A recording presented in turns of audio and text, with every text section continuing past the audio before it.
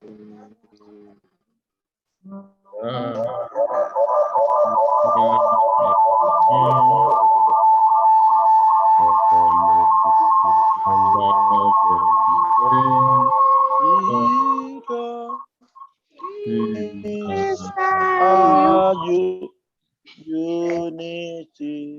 All right. So we'll go to our next item on the agenda. Thank you very much to all that participated. We'll go to the next item on our agenda, which is the introduction of our members. So starting with the slides, we're going to start introducing our members. These are the members of the Central Working Committee of the Poultry Association of Nigeria, Ogun State. If we can have the images of those members, we'd really be grateful. All right. Starting with our chairman, Engineer Ashinuga Idowu, is the chairman of the Poultry Association of Nigeria. He's here. He's unable to be at this program today, but he did everything to make it possible, collaborating with the sponsors and making sure all resources to make this available are here. He's actually on a flight out of the country as we speak. That's our chairman of the Poultry Association of Nigeria, Ogun State, Engineer Idowu Ashenuga. Thank you.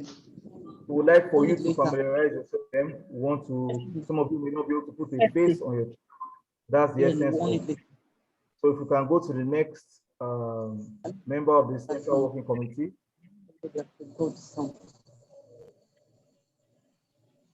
We have Mr. Dare Kuforiji. He's our General Secretary for the Poultry Association of Nigeria, Ogun State.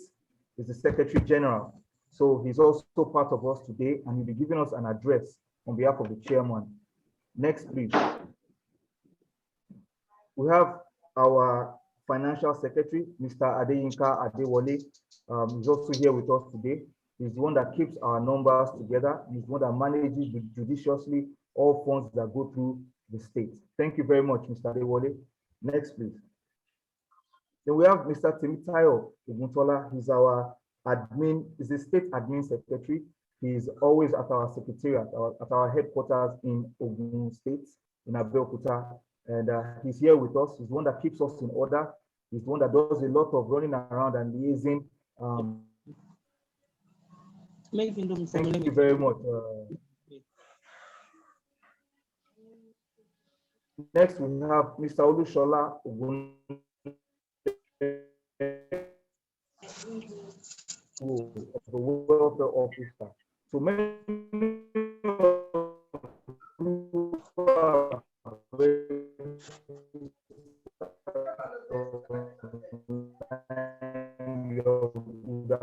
getting because we have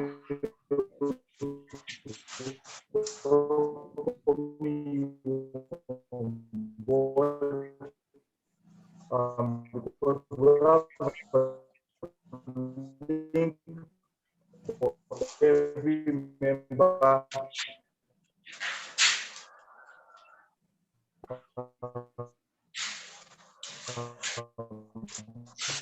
who wants to be a part of Poultry Association, to follow up for all of us in the state. You are welcome, Mr. PRO for the poultry. The pleasure and it's an honor to stand in front of over 150 we are going to be sharing this wonderful information with. Thank you again for joining. Thank you for taking time and our internet data to be a part of this program. Be sure that you will not get joining this program because we have a power party presentation from our sponsor, and we also have a list of the map, which is the presentation from our very experienced consultant, Dr. James Baba Wageti. Many of you will not be hearing his name for the first time today. He's a friend of the industry, he's a friend of the state, he's a friend of the national institution. We're happy to have you here. And from housekeeping, people who have questions, we encourage you to, just at the beginning of the presentation, we're going to enable the comment box. You'll be able to type your questions and type your, and you can also raise your hand if you need special attention. But because of the sake of time, because of the sake of managing the resources we are using here, we would encourage everybody to put all their questions in text. We do not, sorry about that, we do not want everybody taking time to ask questions, but rather we will have you type your questions into the comment section, into the chat box. Please take your time to locate the chat box so that you can type any questions that you have for us, and we'll be sure to gather them and summarize them to ensure that there's no redundancy, and we can answer all the questions to the best of our abilities. Thank you very much. So, moving on, why be a member of Poultry Association of Nigeria, Ogun State? We'll just share with you some of the advantages of being a member of this wonderful association. Firstly, we will have a common voice to the government. And I don't mean just the state government, I mean the state government and the federal government. We can escalate issues that are going on. Poultry Association of Nigeria is an advocacy group. We're here to be the voice of farmers and all our stakeholders. So we're going to escalate issues. We come together because there's power in numbers. So we're bringing all our farmers together.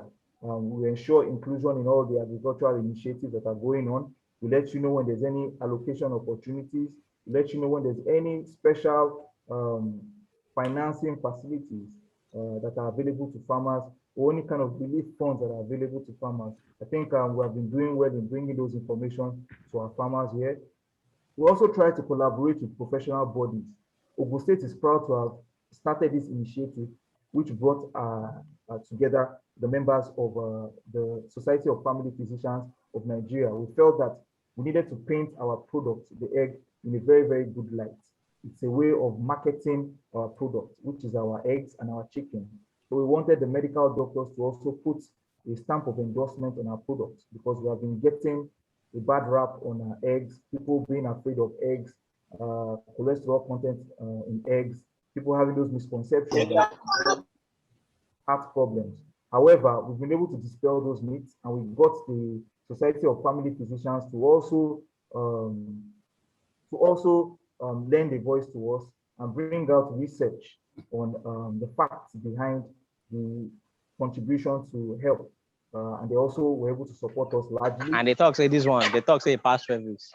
All right then. Mr. Ibiemi, if you don't mind hosting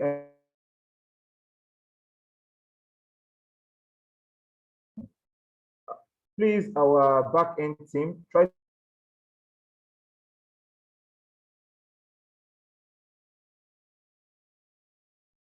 our back-end team, please try to ensure that people are not putting marks on our slides.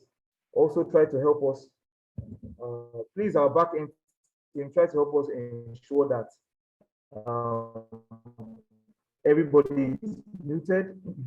So please try to ensure that there's little interruption, because we are running on internet.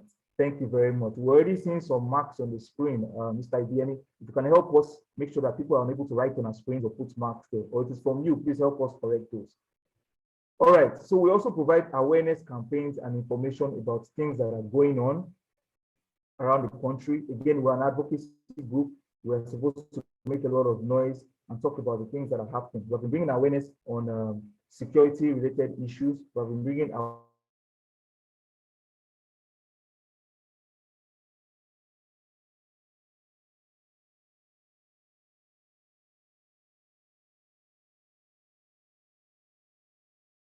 your farm recognized during resource allocation. We recently did some resource allocations in the state, and we're able to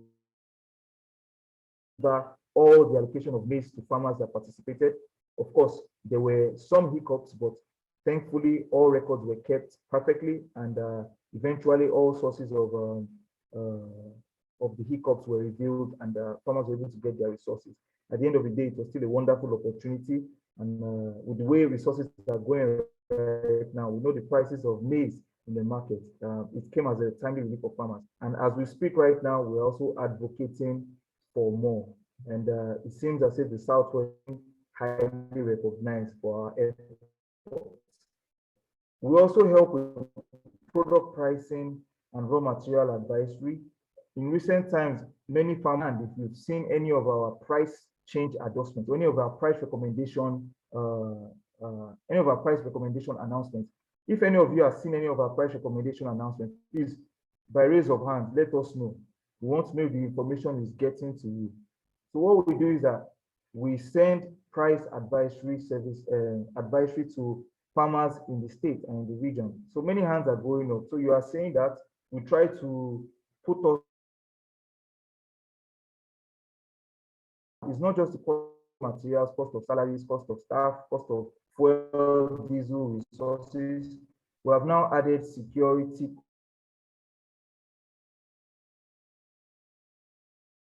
Armed police men to patrol their streets. Farmers have started contributing with hunters and vigilantes. Many farmers have started buying dogs. These things are not free, they cost money, and they all contribute to the high price of eggs. So when you see such advisory boards, we need to stand in solidarity. We need to come together and take such advice. If you are doing maize is coming from heaven, or you have angels protecting your farms that are making sure nothing can happen to you, then that's fine. But if you are still in the same economy and going through the things we are going through, we advise all poultry farmers to come together and agree on such price recommendations. At the end of the day, you have every right to set your price. It's not an order. We cannot force you to do that. It's a free day. You're responsible for the outcome of your own farm. But when we stand together to save marketing and promotion of poultry products, we are trying to do some marketing campaigns to shed poultry products in a better light, and that's part of the products. And it wasn't free. We had to put resources together, put our time resources together for meeting after meetings. So we got the to agree that, look, the statistics, the literature says that eggs are a great product. It's good for people of all ages, and you need not worry. All healthy individuals cannot worry about the egg contributing to poor health. So again, these are some of the initiatives we have. Can we go to the next slide? Those are the benefits of joining the association. So to all members who have joined the association, who have registered on our link, I think by now the link is posted on our bio, and the chat group is supposed to have the link pinned over there. I'm not sure why that is not being done, but Mr. for the Poultry Association of Nigeria registration should be the only thing enabled at this moment. So at some point, please go to the chat room. You will see the link that directs Association of Nigeria.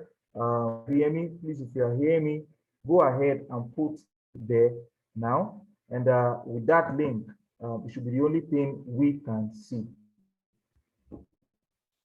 Okay. People are saying that they cannot hear me. People are saying that, can you hear me? I hear you loud and clear. I can hear you loud and clear. Thank you very much. Thank you very much. If you cannot hear me, you may need to maybe try to reconnect to the internet. I'm so sorry for not hearing me. But moving on, I think by now we should have the link on the chat, not for the Poultry Association of Nigeria website, but the link to show you how to register.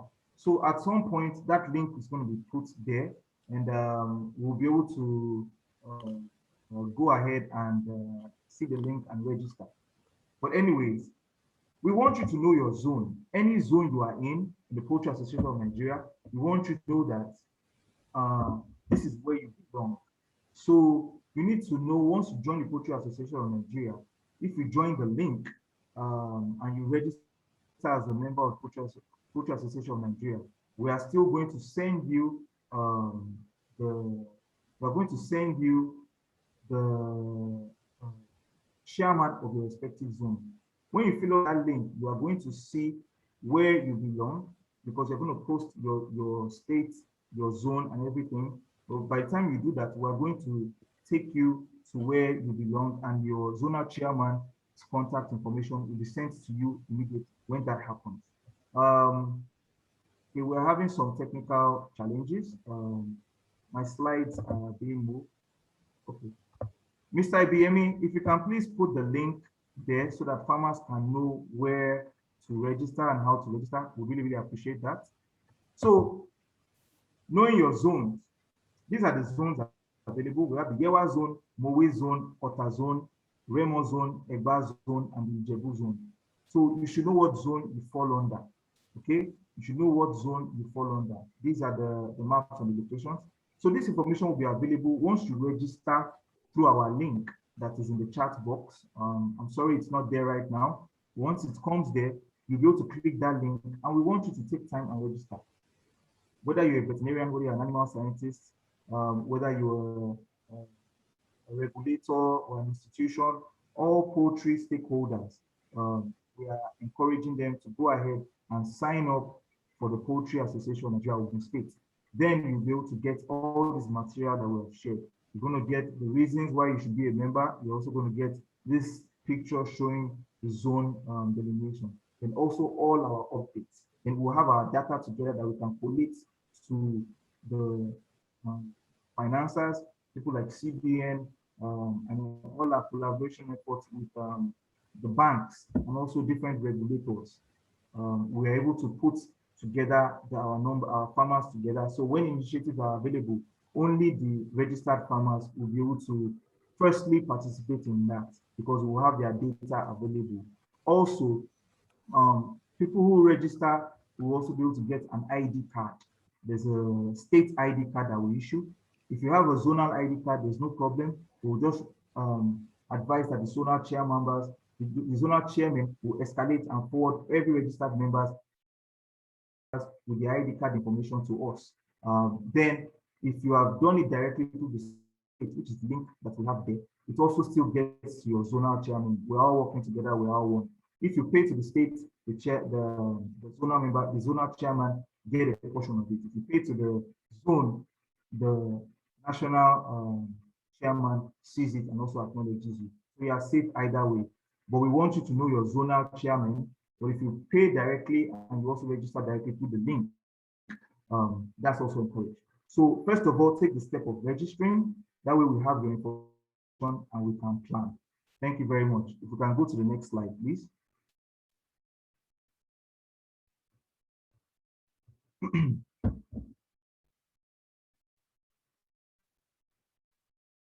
Can we go to the next slide, please? Okay.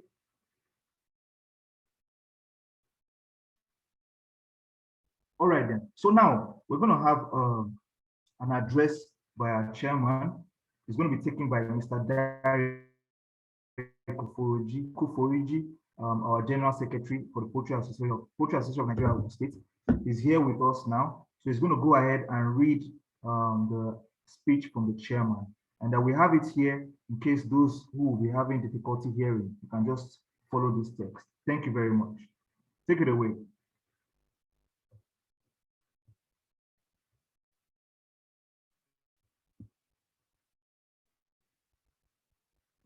Okay, Mr. Dari Kuforiji, if you can go ahead and give our chairman's address. Okay. Yeah, thank you. I just got enabled now. Once again, I welcome everybody to this event. It's a great honor to have us all joining at this time. And I have the privilege of I'm reading the chairman's address to all of us. And great farmers are great nations. We are all welcome one more time. I welcome PANOG Poultry Council members. Some of them I'm sure are present at this meeting right now. Strategic stakeholders, input suppliers, zonal chairmen, past chairmen here present, Central Working Committee members, particularly the state executives, event sponsors, and partners. The partners of this event are dear Dr. Peagbaton, our PRO, and Mr. Shola Ogunleye, the welfare officer, who have painstakingly ensured that this event is seamless and all are present. I welcome us all to this event. It is such a delight to have you all here, particularly at these very trying times. I am deeply grateful. I am confident that our meeting today will add great value to us all and our businesses.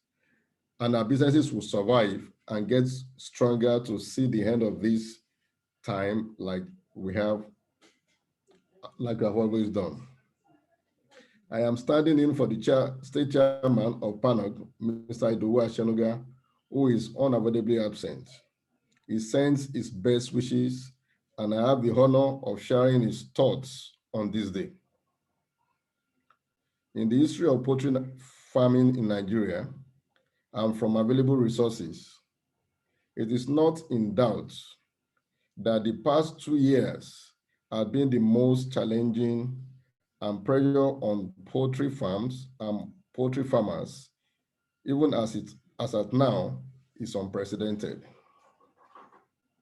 Gone are those days when commercial egg producers will still smile to bank when egg production percentage is at 60%. As of today, a farmer doing less than 70% egg production may not remain in business for long. Efficiency in all we do, therefore, becomes one very major key factor for business survival, and this is the reason why PANOG is obliged to organize a webinar like this at this time. At this point, I would like to appreciate our main guest speaker, Dr. James Baba Wageti, and the Adamo team for always making themselves available and putting down time and resources to educate and support our farmers on a continuous basis. On behalf of PAN Ogun, I thank you so much. I also would like to appreciate all sponsors of this event. They are Animal Care, Hybrid, and Siva. We are grateful for your support and partnership. To all participants and attendees, I congratulate you for being at the right place at the right time. There is never a better time than now to be taught and be reminded on how farmers can identify, mitigate, and avoid hidden losses in poultry farming, particularly commercial egg production. The daily cash inflows associated with egg production mostly give farmers a false sense of profitability. But when it is time to replace the hens producing the egg, that's when many farmers will realize that money has been lost. I hereby implore us all to please be attentive and to take notes as the presentations progress. I also wish to use this medium to intimate us with the activities and achievements of the current executive of your association. Since Mr. Idowu Ashenuga-led executive took over the running of the affairs of PANOG roughly 7 months ago, we have been able to strike some major milestones, and this includes setting up an induction of Poultry Council. This is a statutory body of elder statesmen and women in Ogun State poultry industry, comprising of all chairmen of the association, all past chairmen of the association, sitting Honorable Commissioner of Agriculture in Ogun State, sitting chairman and current general secretary of the association, and representative of the 4 biggest poultry farms in Ogun State. As contained in our constitution and as emphasized by the executives, the Poultry Council will serve as advisory and mentor to the state executives. It is strongly hoped that enacting this group will greatly project the image of the state executives, even to the highest authority in the state and at the national level, due to the quality and caliber of those that comprise it. Joint facility.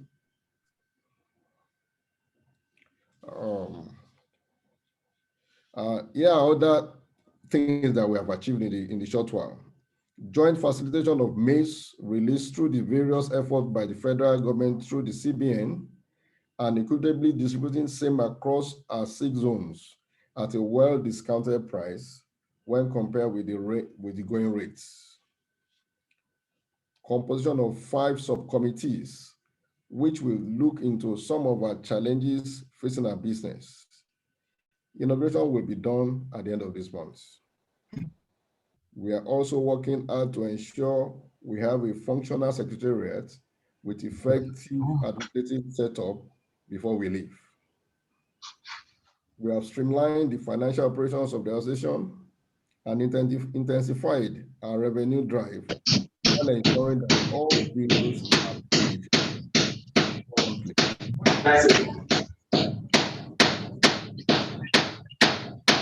I hope our backend can control that, please.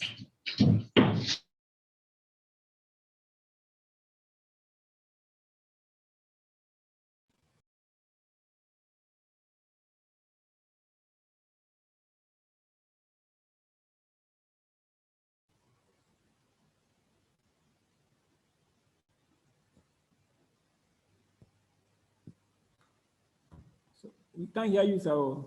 We can't hear you. Admin, kindly unmute him, please. Kindly unmute him. I can't hear him. All right, thank you. I was in a way muted by the backend. I'm sorry for that break. And I said we have streamlined the financial operations of the association and intensified our revenue drive while ensuring that all bills are promptly paid. We have commenced the digital registration of our members and also enhanced our online. And that's the announcement made earlier on by our PRO. And I'm sure before long, the link for those who have not registered properly with the association will be displayed in the chat box. And that link will take us to the site. And I will just encourage those who are yet to register properly to please take advantage of that link. Just a click on it will take you to our website and the regulation. There. Currently collaborating with the State Ministry of Agriculture, AFAN, SMIDAN, CBN, NASA, NABG, ITA, and so on, in many regards. We, your representative and your executive, strongly believe that despite all the odds in our industry, together we are stronger. I will hereby solicit more of your support for the association and for those of us here present who are yet to fully or formally join PANOG, please take the opportunity of being here and now to join. Like I said earlier, you can simply do this by clicking the link that will be provided, which I'm sure will soon come up now. And you can just, they will take you to the site and you can complete your registration at once. And I'm sure your respective zonal executive will take it up from there, or we can take it up at the state. I wish us all a fruitful time and encourage us all to always think of what we can do to strengthen PANOG before we ask for what PANOG can do for us, because only a stronger PANOG can protect us all. I thank you and greetings from the chamber. Thank you.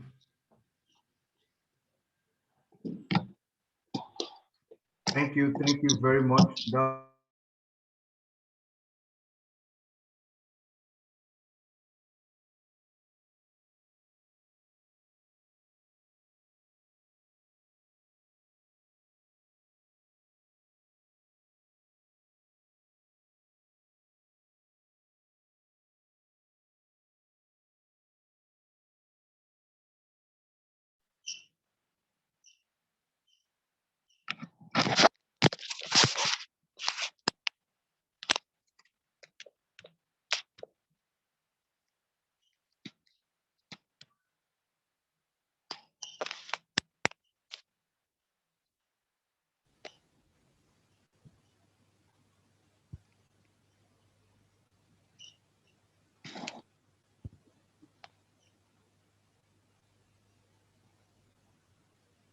Okay.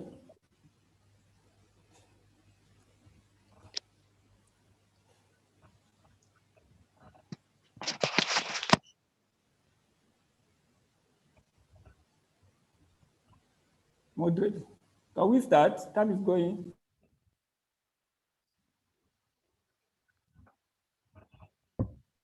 So if we had that mindset, we would not be able to organize such a program. We believe our farmers are progressive, our farmers are technologically savvy.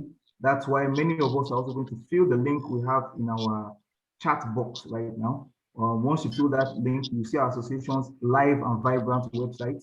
You can fill the information, and once filled it solves it all. You are going to be registered in our state database. Just 2 days ago, the central bank called for our database. And again, it's a very simple and seamless way for us to just populate the information and share it with them. Let them know who the real farmers are. Let them know who the real stakeholders are. In that form, you can fill in if you're an institution, if you're a farm, if you're a veterinarian, the capacity of your farm, the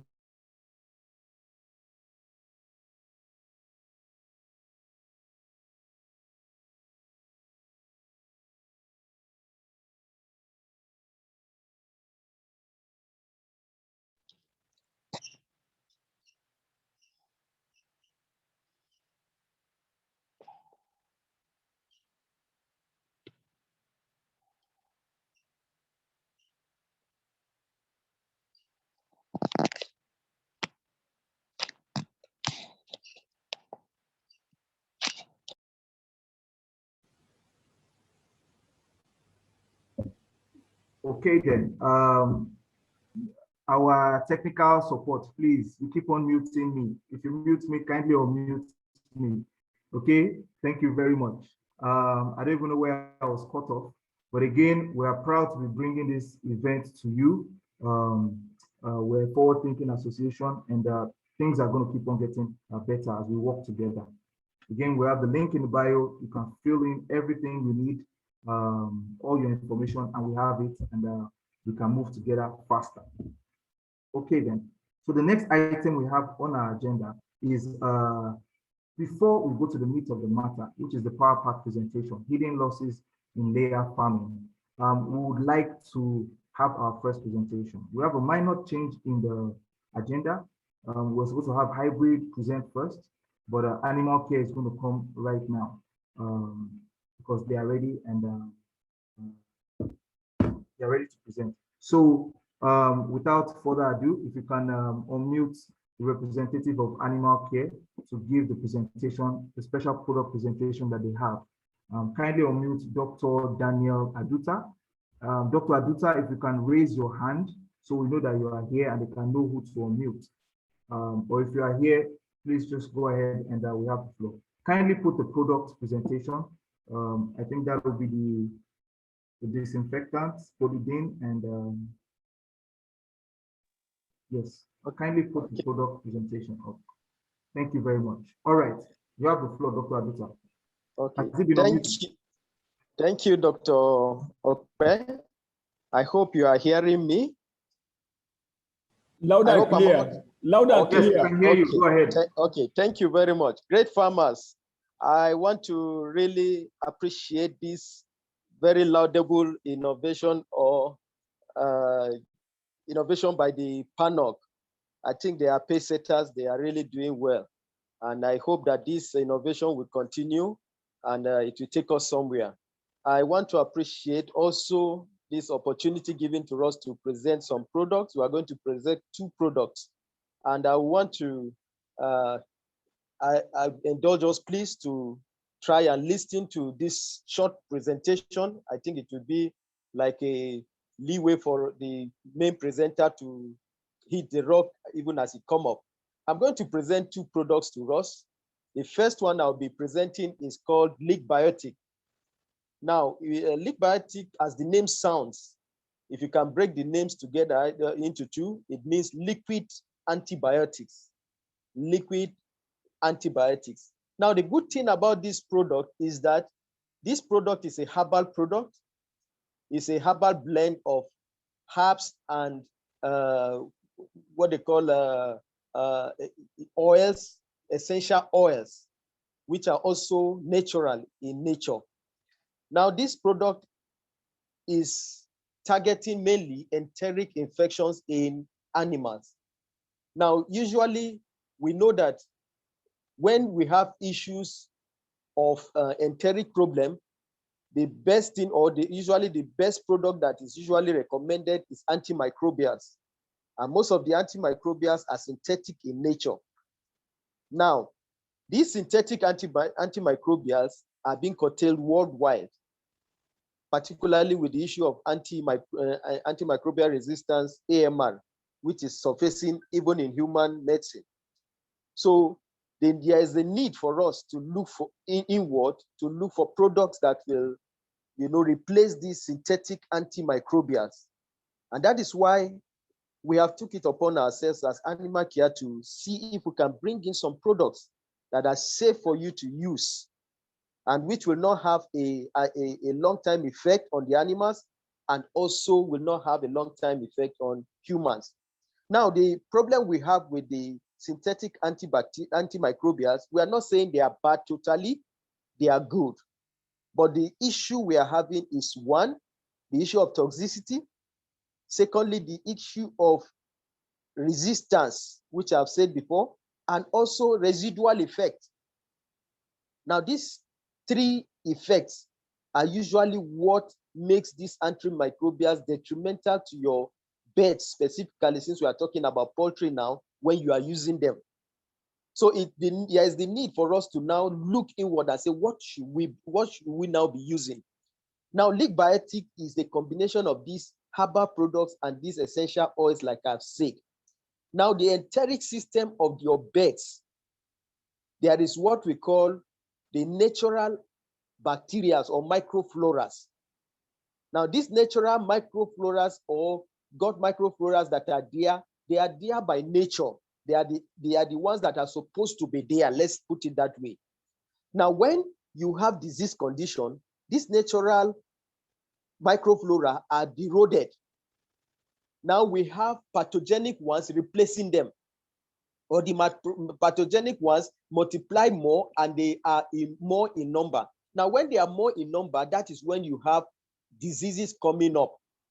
And when you have diseases, definitely what you are going to do is to look for an agent that will kill this pathogenic microflora. So on a normal day, there is what we call a stable ecosystem in the gut of every animal. And this stable ecosystem means that there is stability between the natural bacteria and the pathogenic bacteria. But if the pathogenic bacteria becomes more, you have disease condition. Now, what is the use of this League Biotic? League Biotic, like we say, is natural. Now it improves the gut microfloral health. Because it's natural, the gut microflora, when they feed on this, when the birds feed on this League Biotic, it helps to promote the gut microflora. Secondly, it increases the villi length.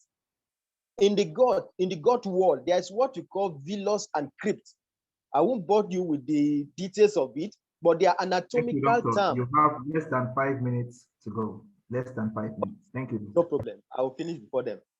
So you can see the crypt now, the crypt and the villi are two opposite things that regulates the flow of absorption of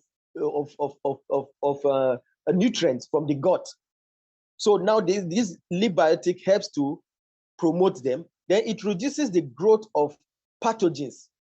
Like we said, it also can kill microbes.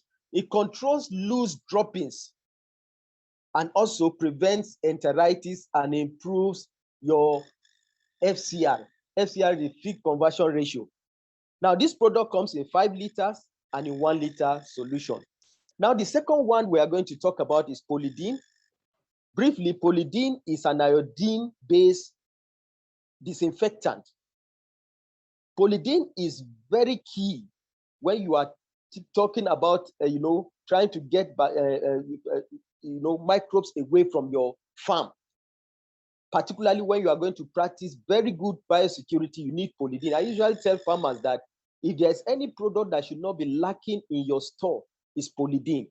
Because polydine is like a first aid that you need whenever you have any outbreak on your farm. You use it for disinfection and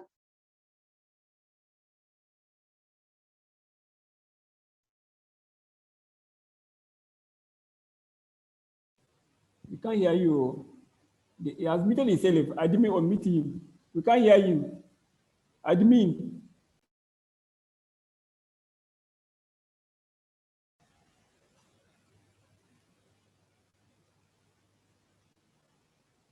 Can you hear me now? Yes, we can hear you now. Okay. So like I said, polydine has antibacterial, antifungal, and antiviral properties. So it is a broad spectrum disinfectant. Now, the good thing about polydine is, like we said, it's an iodine preparation. You can also use it orally to control bacteria or fungal infection in your beds. Now, how do you use polydine? You use polydine for spraying, for food dip, equipment spray, and also as food dip. And also, when you have infections, you can use polydine orally. It comes in 3 pack size: 1 liter, 4 liters, and 50 liters. Now, this is the product that we have that we want to present to you, particularly now that we are having threats of AI. I advise us, as much as possible, make sure you have polydine on your farm. It might be the first aid that you need when you notice any infection coming up on your farm before you go to the lab and get your confirmatory lab results. Thank you very much for listening, and I hope that you will make good use of this information you have gotten. Thank you.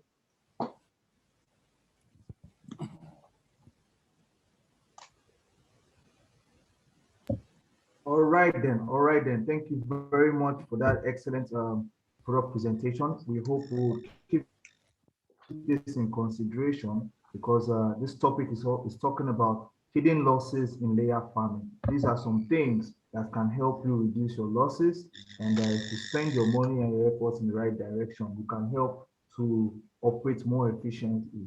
The buzzword right now is uh, reducing our beds to antibiotics or antimicrobial infections. Antimicrobials are positioned for mainly therapeutic use when you have a disease outbreak, not just for daily maintenance. So you have those options. Thank you very, very much. They say if egg powdering industry wants to come into Nigeria or any country, they have to have sources of eggs that have not been exposed to things like synthetic materials such as antibiotics. In fact, you can have bacteria or salmonella in your egg. Once it goes through the powdering process, it is killed. It is still viable. But the problem they are having is that many farms have antibiotic residues into their eggs. If I build a 1 million eggs per hour processing plant to do powdered eggs, which is the capacity, that makes it worthwhile to some of the players, am I going to get enough eggs without synthetic antibiotic residue? Do farmers practice withdrawal after using antibiotics? And you destroy all the eggs that come out for the next 2 days or 3 days, whatever withdrawal period is recommended. Keep in mind, every drug you use has a withdrawal period before you can push the eggs.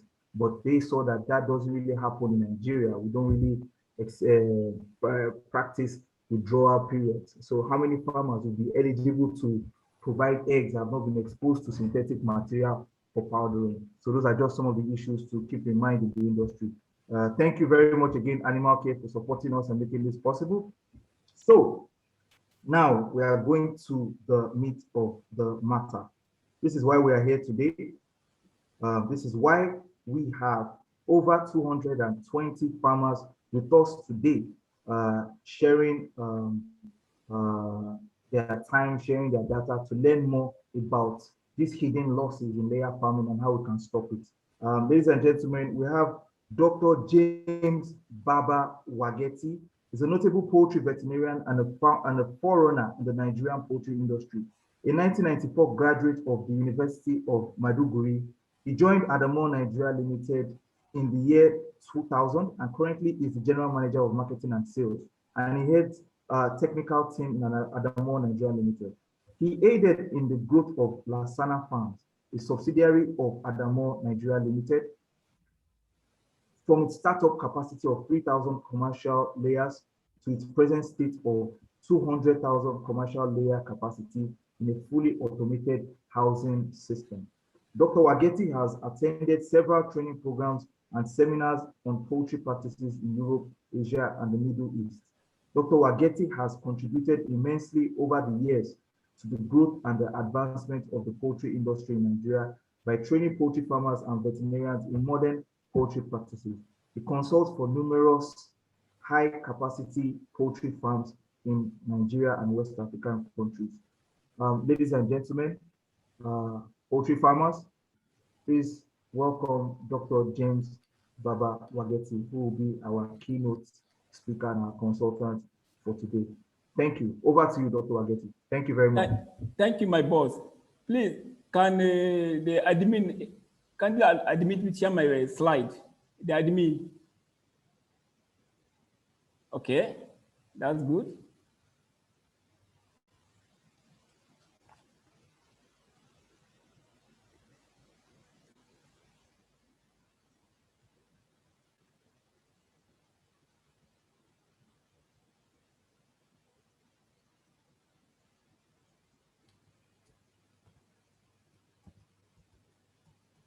I don't know what it is.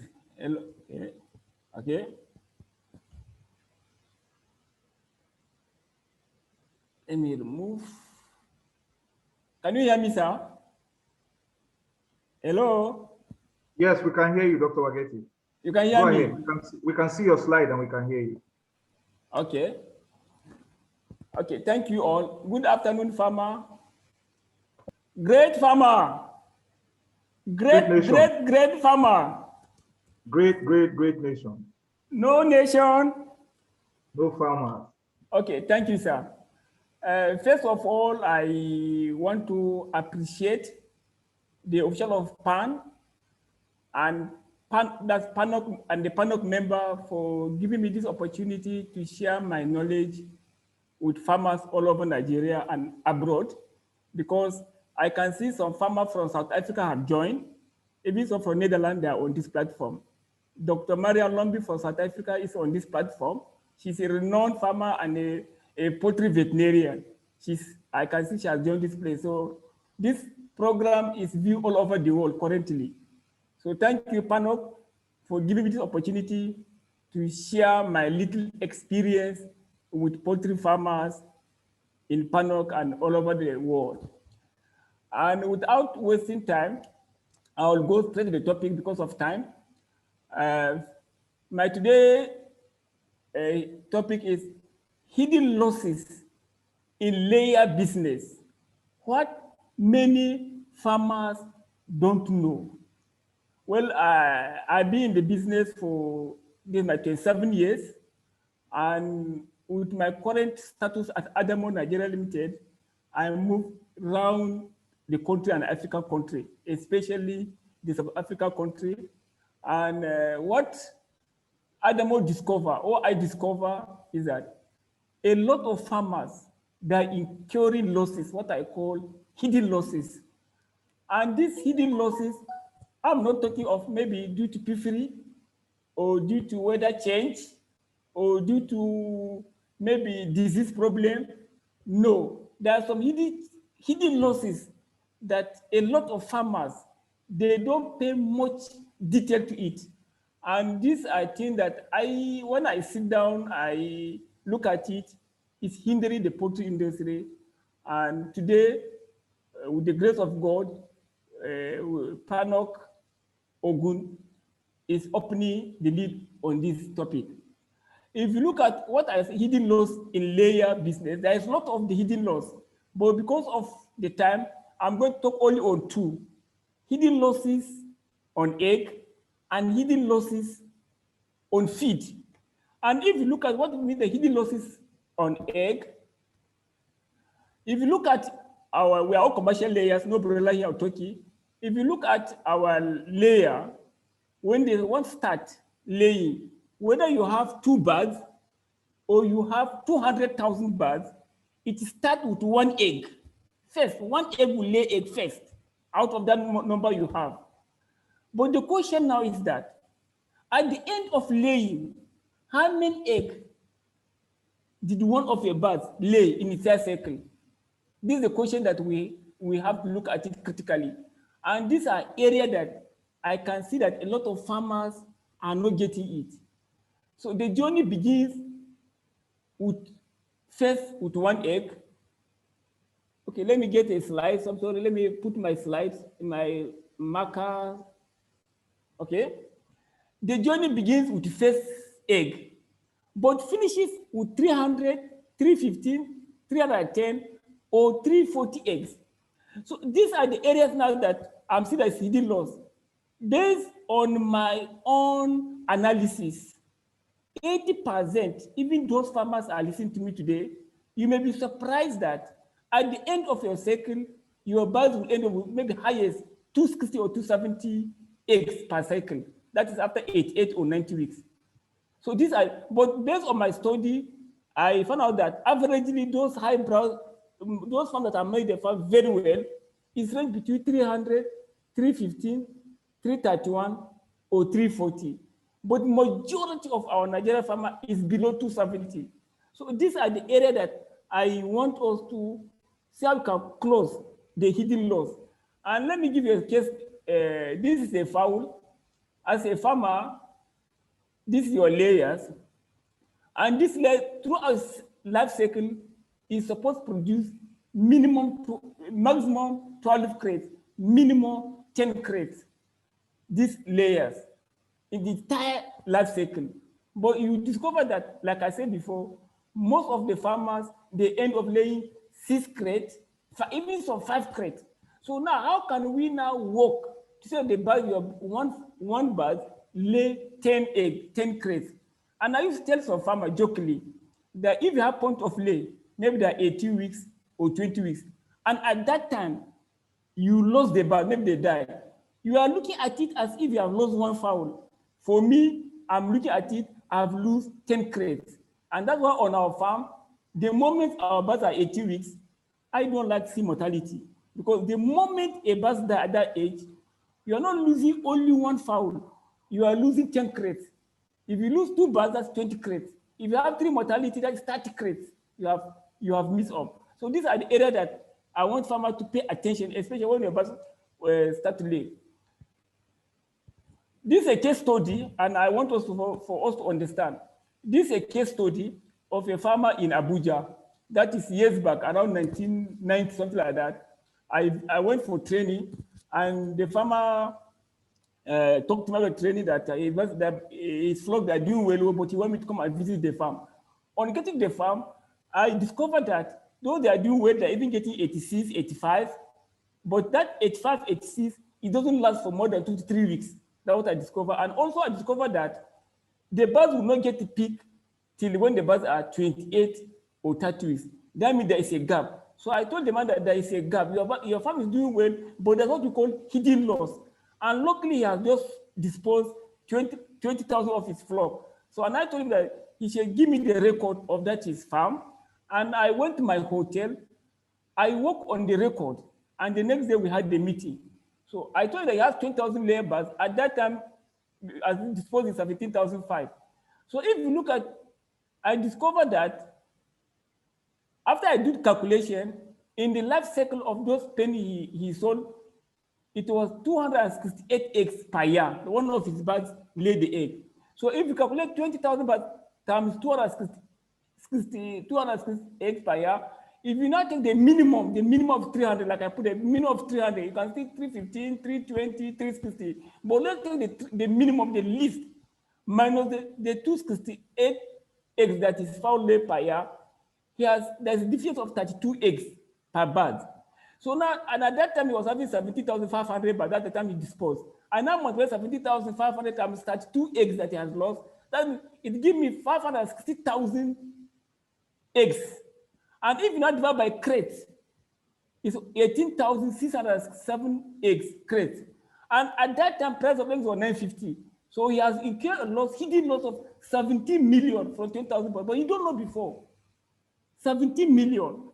So the man said, what can he do to get this money back? I said, well, we have to do training for his staff and do some, when he enters his day-old chicks, we work on that. And behold, this particular pen, they took some day-old chicks, that was in January 2020, and we did a training for the staff.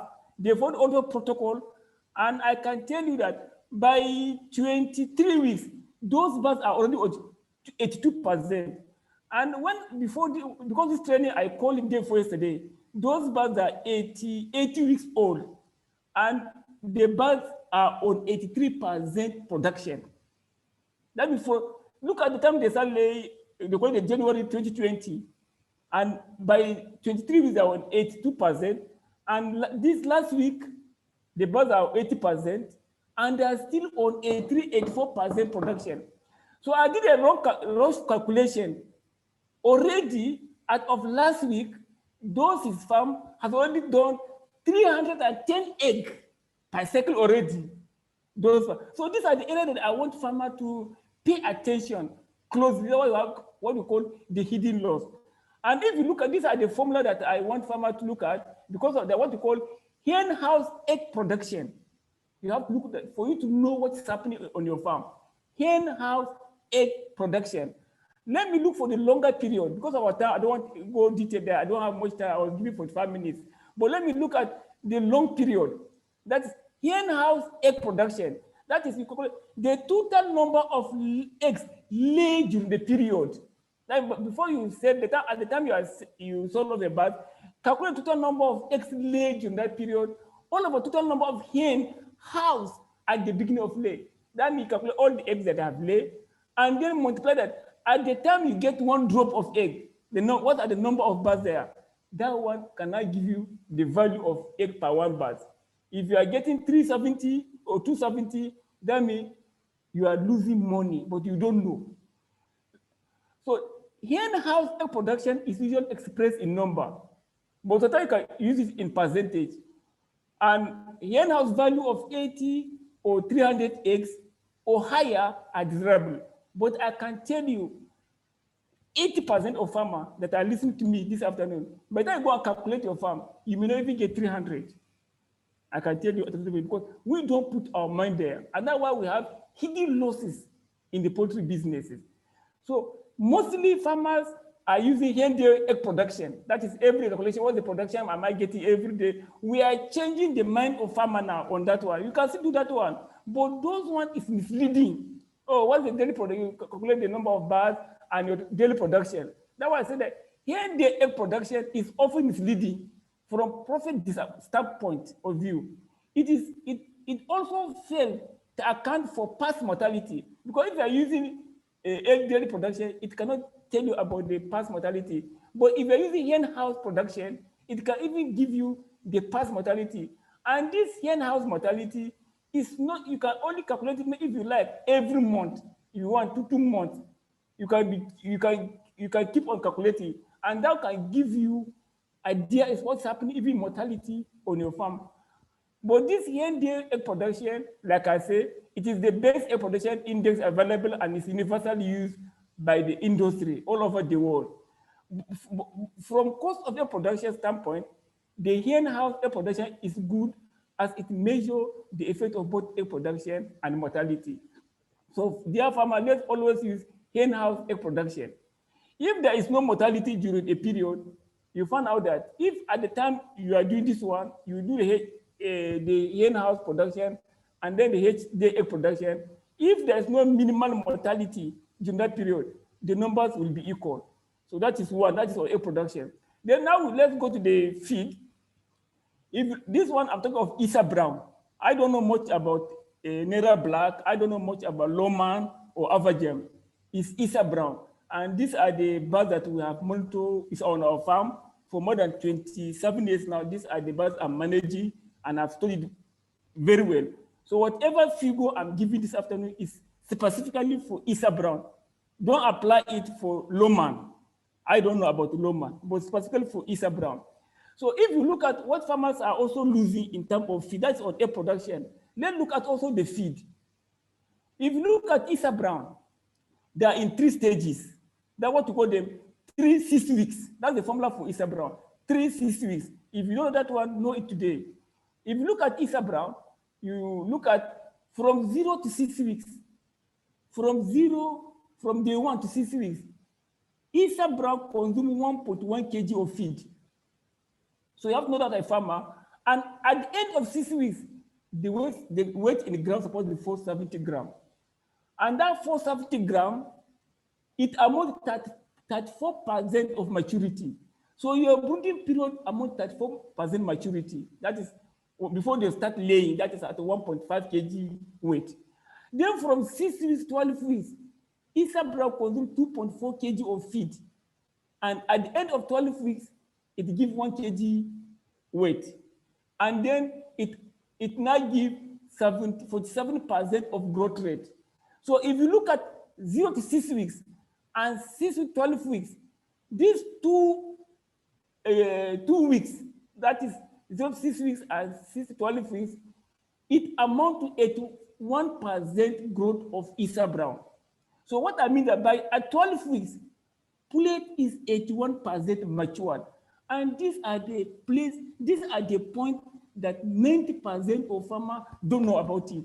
What farmers do, just collect their old chicks, put feeders, drinker, go and buy feed and be feeding them. If you are doing like that, I can tell you this afternoon, you are just doing the business like somebody is driving with his eyes closed. You may succeed and you may not succeed. Please, if you are collecting your day-old chicks, as you are feeding them, you also be monitoring the weight. And these are the weight for Isa brown. After 6 weeks, because Isa brown at 18 weeks, they'll be 1.5. And that 1.5, they will start laying. So if you look at 470, over that 1.5 kg is only 34, almost 34%.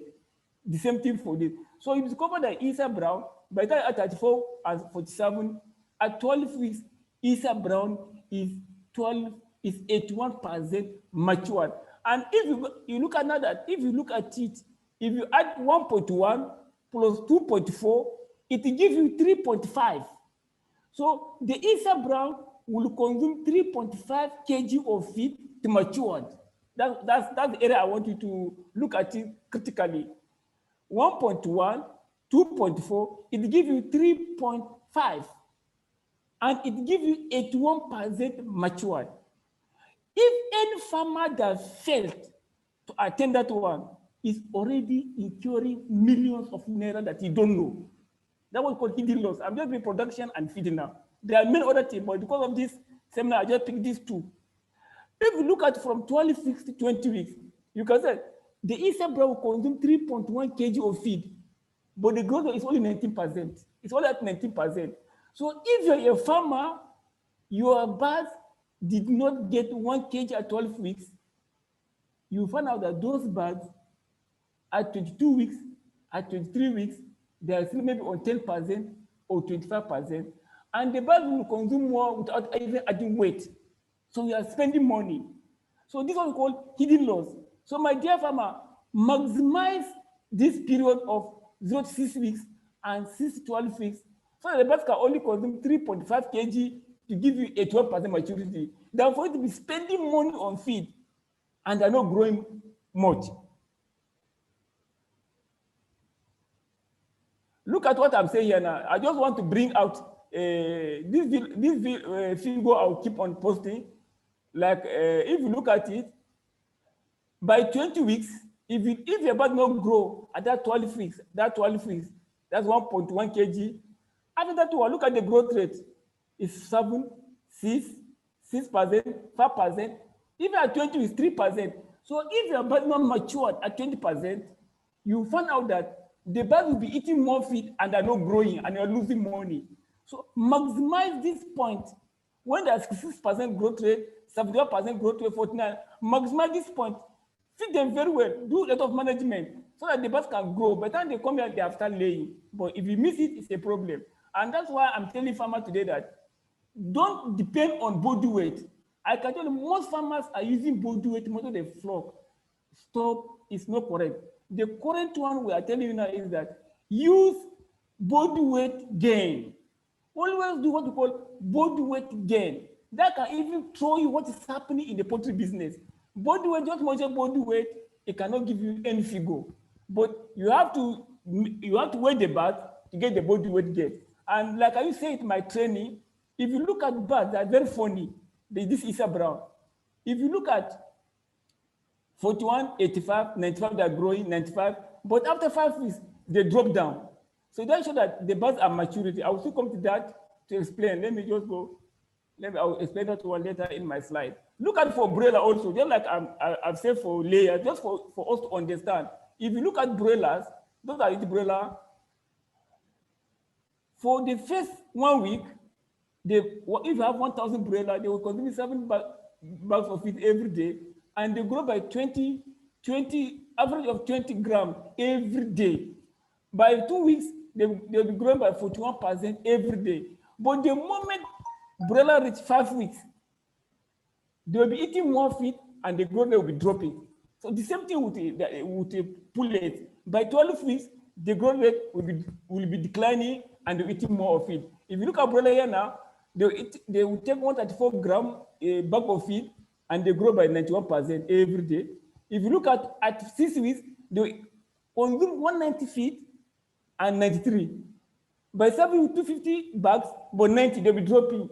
So you have to understand those dynamics, and that's why some people don't understand this one. That was what you call hidden loss. And in broiler, 12 weeks, 7 days week determine your profit in broiler. Let me repeat: 7 days broiler determine your profit in broiler. But in poultry business layers, 12 weeks determine your success in laying pen. If you don't get 12 kg, 1 kg at 12 weeks, you have missed it. Nothing you can do. You cannot get the potential of those birds. The same thing in broiler. If you don't get 185 grams after 1 week, you have made a loss. So please, in broiler, 1 week weight determine the profitability in broiler as slaughter, and in layer, 12-week weight determine the success in laying business. That's why I brought this one. So now, if a farmer wants to make, as a farmer, if we want to run the farm as an economic entity, our aim, something is blocking here. Our aim should be to produce output which the total value exceeds the value of input. That's the essence of poultry business. But you can say nowadays, people are looking at the feed they give and the output. We are saying that, oh, egg now is even now, the people are not rushing egg like before, and price of feed is going up. A lot of farmers are having issue.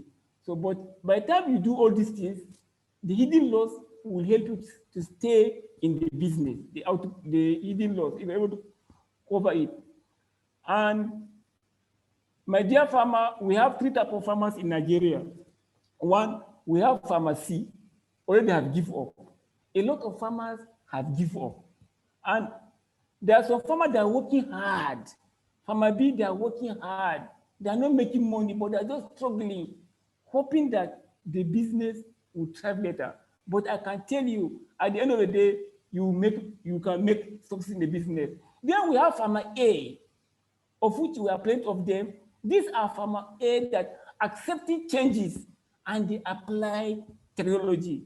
So the only way to go is to accept changes and also apply technologies. There are some farmers who go around, they still remain on their old way of doing things. It will not work again. It will not work. Poultry is science, and science is dynamic. So things are changing every day. Poultry is science. Poultry business is science business, and science is dynamic. So things have to change. So you have to accept changes. You have to improve what you are doing. Not that what you are doing every day, maybe the way you don't know it. If you keep on doing it, I can tell you, you'll be left behind in the business. And what I did, applying technology, I'm not saying that you shall go and do automation like our own. All these hidden laws is just a matter of having scale. Thank you very much. Scale. Thank you very much, Dr. Wageti. Yes. I'm so sorry for the interruption. I'm very, very sorry for the interruption. We have to take a quick break for our sponsors presentation. Okay. So you continue exactly where you left off. The next 10 minutes, we're going to take a break for thank you. Listen to our sponsor. And our sponsor is Hybrid Feed. So while Hybrid Feed is getting set, Mr. Ibiemi, that has been an explosive presentation so far. I mean, if you're not getting 1 kilogram of bird weight at 12 weeks for the layers, you know that you are already eating into your profits. Yes. And also, if you're not getting 1 week weight at 185 grams for the broilers, then you are minimizing your profit potential. Yes. Thank you very much for that, Doctor. Very powerful. Ladies and gentlemen, we have over 235 people with us, not just people, our farmers, our precious farmers who need this information. Thank you very much for joining us. And right now, if the representative of hybrid special, hybrid feeds, if they can go ahead and take to the floor, they should let us know if their feed can let us reach 185 grams in 1 week. All right, then, talk to us.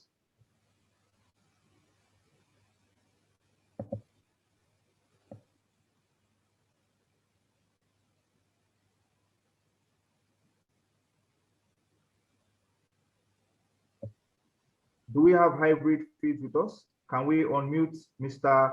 Aderomu for hybrid feed? It's Mr. Oluwatunde Aderomu. So let me try to see if I can unmute you. Sorry about that minor delay. Mr. Ibiemi, can you please help us unmute our speaker for hybrid feeds? And now for those who are asking for the PowerPoint presentation, there's a link in our bio, there's a link in our chat room for those who have filled the registration form, of course, our Ogun State farmers to be a member of Poultry Association of Nigeria, Ogun State. We have said it earlier that it's open to veterinarians, animal scientists, of course, poultry farmers, regulators, institutions, all stakeholders who are poultry stakeholders. Please register. For those who are asking for the PowerPoint presentations, both the advantages of joining PAN and our zonal PDF, and also the presentation from Dr. Wageti, if he permits us, I'm not going to speak for him, but if he permits us, those who will get the email are those who have clicked our link and who have registered. We will not be taking emails from this platform. I'm sorry, we have to do that because we have to have our farmers registered with us where they are getting all the information in one spot. So please go ahead and click that link and register. Once your link is there, you get a copy of the PowerPoint. Mr. Ibiemi, please give me an indication. Let me know that the hybrid presenters are ready so we can give them the floor. I'm ready. Thank you very much, Mr. Oluwatunde. You have the floor. All right. Good afternoon, Mr. Chairman. Standing on every existing protocol, great farmers, great nation. I bring you all greetings from the management of Hybrid Feeds Limited. We are very grateful for this opportunity to be able to share some of our products with the great farmers of Ogun State. We are very grateful for this opportunity and privilege to share, to rub our minds together and intimate you about some of our products. I would love the opportunity to be able to share some slides, but I will just speak on the present slide that you have in front of you currently, the Hybrid Special 3-in-1. The Hybrid Special 3-in-1 is a new innovation by the company. It's a professional broiler feed. It was created, because of the current drive of farmers and the current tilt of the industry towards broiler production. And this particular ration is applicable for the starter, the grower, and the finisher phase of your broiler production. It's a 3-in-1 feed. It's all you need from the very get-go, that is from the day one of your broiler birds down to week 5, as the case, or week 6, as the case may be. And from all experiments that have been carried out, and even farmers who are currently on this product, it is expected that you get a minimum of 2.1 kg body weight at day 35 of your birds. Now, these feeds have been adequately fortified with bioactive ingredients and some herbal inclusion as well to be able to achieve this result and prevent some of the hidden losses that Dr. Wageti has been sharing with us in this very presentation. So this feed is particularly for professional broiler farmers. You can easily take advantage of it. You can walk into any of our outlets and you can be able to pick up this very product. I'll also talk about some of our other feed. I don't know if I have the opportunity to share my slide briefly so that I can just touch on them. And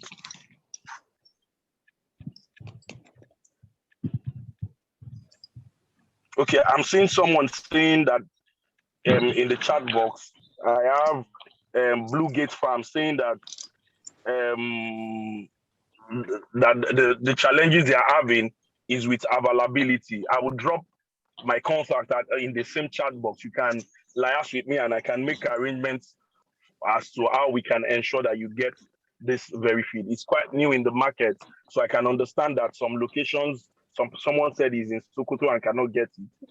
We can make arrangements to ensure that we have this feed delivered to you. I'm still waiting for the permission to share my slide, please. I'm sorry, Mr. Oluwatunde, we are not allowing that. We are allowing just the product presentation so that all the previous presenters give an image or two of their product. So I'm so sorry. Oh, I'm okay. so sorry. All right. So All right, I'll just touch on the other lines that we have. We also have concentrates available. We have our concentrates across all the rations and all the stages of the life of the birds. We have the chicks concentrate, the growers concentrate, and the layers concentrate, which some people are not very familiar with, but we have all of those rations available. We also have our feeds currently in both mash, crumbles, and pelletized forms. And so their Ogun State farmers can easily take advantage of all of these products that have been fortified with bioactive ingredients, herbal inclusions that would help you attain maximum results in terms of weight gain, in terms of daily egg production, and every other production parameters. And the cost is also very affordable and very competitive with the current reality of the market. With that, I'll just wrap up my presentation to say, once again, I bring us all greetings from the management of hybrid feeds. We are wishing every Ogun State farmer and all the farmers present, we are wishing us the very best of the farming year. And we're hopeful that from this platform, we will be able to take out lessons that would help us become better farmers in all that we do. Thank you very much. Thank you very much to our sponsor, Hybrid Feeds. We really appreciate you. Thank you, Mr. Oluwatunde. Is it Dr. Oluwatunde or Mr. Oluwatunde? Dr. Oluwatunde. Yes, sir. Thank you very much. Thank you very much. God bless you. Thank you for the information that you have given to us. Right now, we still have over 220 farmers, and more are still being admitted as we are speaking. I have a question for farmers. Okay, so if one bird can lay 10 eggs, 10 crates of eggs in a year, then how much is 10 crates of eggs? If you say 13,000 naira or 12,500 naira, you are part of the problem. Okay, please let us be reminded that we should price accordingly, and we should all stay together in solidarity when it comes to pushing prices out there. Poultry Association of Nigeria has not hesitated in doing price recommendations based on the realities of today. We need to be guided on that and make sure that we're not just selling. That means we are working for the middlemen, we are working for the traders, and we are working for the banks. So having said that, please, let us try to price accordingly. If we move together in one voice, there's no reason why a crate of eggs should not be 14,000, 10 crates of eggs should not be 14,500 to 15,500. That is the reality of what we need to cover. Let's say that in order to go through this, I don't think that can happen without you facing some type of scare. You're going to have to stand strong. You're going to have to resist, watch, your eggs go down for 2 to 3 days. That is going to happen. It's not going to happen overnight. The sellers will call your bluff. The sellers will try things. If you want to do it and you think things will keep on moving, it is not going to happen. So,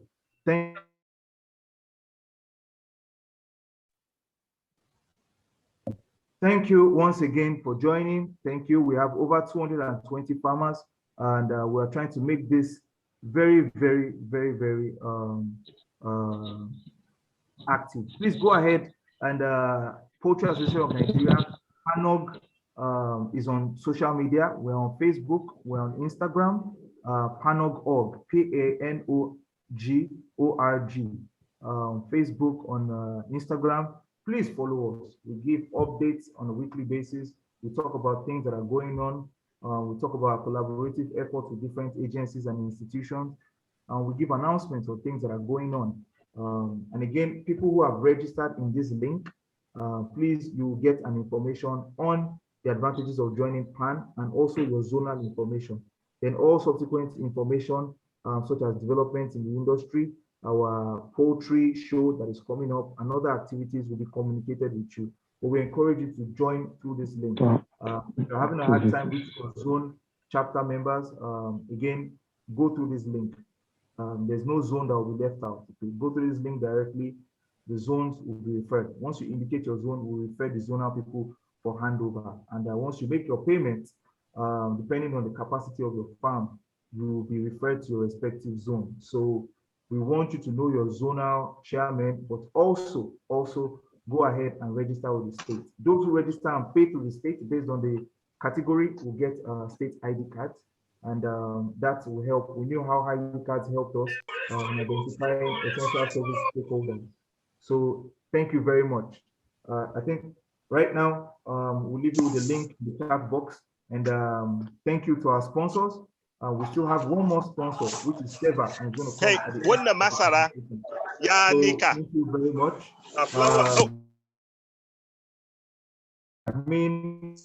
Our admin, kindly make sure people cannot unmute themselves. It keeps on happening. Please, we need you to control the noise and the interruption. All right. Are we ready for the other half of Dr. James Baba Wageti? We are ready for you, Dr. Wageti. Thank you, Father. Thank you, Dr. Wageti, for the information. And over to you. Thank you. Thank you. Before we go for that short advert, I was discussing on we have three types of farmers in Nigeria. Currently, there are some that are giving up because of issues on the farm. So farmers are working hard to remain in the business. But as I was saying, farmers that can stay comfortably now and try to achieve the hidden loss are those farmers that accept changes and also apply technologies on their farm. There are some farmers, because they have been in the business for long, they want to do the business as the way they know it before. It will not work because poultry is science and science is dynamic. Things are changing. So you have to open an open mind. And as I was saying before, is that to apply technology, I'm not saying that you shall go and apply like our automated farm. The technology I'm talking about is very simple. One, that's for you to monitor all these hidden losses. Number one, have a scale. And then after the scale, is now the human factor, human tools. Because in the human tools, we have 4 tools in the human. We have the nose, we have the eye, we have the ears, and we have the brain. And by the time you go to some farms, they don't apply these tools on the farm. That's human factor. You may have the scale, but other 4 tools that is affecting the business is the human factor. And these are the areas that sometimes you go to a farm, it's smelling, the farmers are there, but they don't know, and that will affect the weight. They don't look very well to see bad things that's happening on the farm because they just stay one way. Even if the birds are having issue, they don't even apply their ears to hear maybe the bird is having cough or CRD.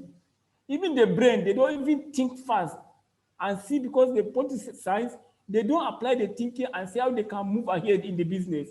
They are just that's what you call blindness. So these are the tools that you apply to achieve what I want to say. So the main topic now is that that's what I've said, just an introduction to open way. But to avoid these hidden loss that I can mention in terms of egg, and in time of the feed wastages, I'm going to talk on 4 factors. And that 4 factors, I'm going to talk only on 2 because of our time. Maybe it's later on we can discuss if there is time permit in next Zoom. That's pullet quality. And that pullet quality, we have what we call body weight. We have uniformity. We have maturity. Then we have health status. Under this body weight, on this, we have what we call the 3 rings. That's the body weight, the uniformity, and the age. These are things that you apply on the farm that you're able to achieve 80% at 22, 23 weeks. If you are a farmer, you have at 22 weeks, you are still struggling, but are still growing, they are still maybe on 20 or 30%. It's a hidden loss. So with this training with PANOP, we want to close the hidden loss so that by 20, let's say by 24 weeks, your batch will be on 80%, no prolapse. And these are the factors that you use to achieve that one. And I've been using these factors for farmers all over Nigeria. Currently, I'm handling not less than 50 farms currently. And some of them, the birds have started laying, they're achieving 80% at 22 weeks, some at 23 weeks, some at 24 weeks, without prolapse, by applying these three methods, that's body weight, infirmity, and age. And let me look at the body weight. Let me just pick one.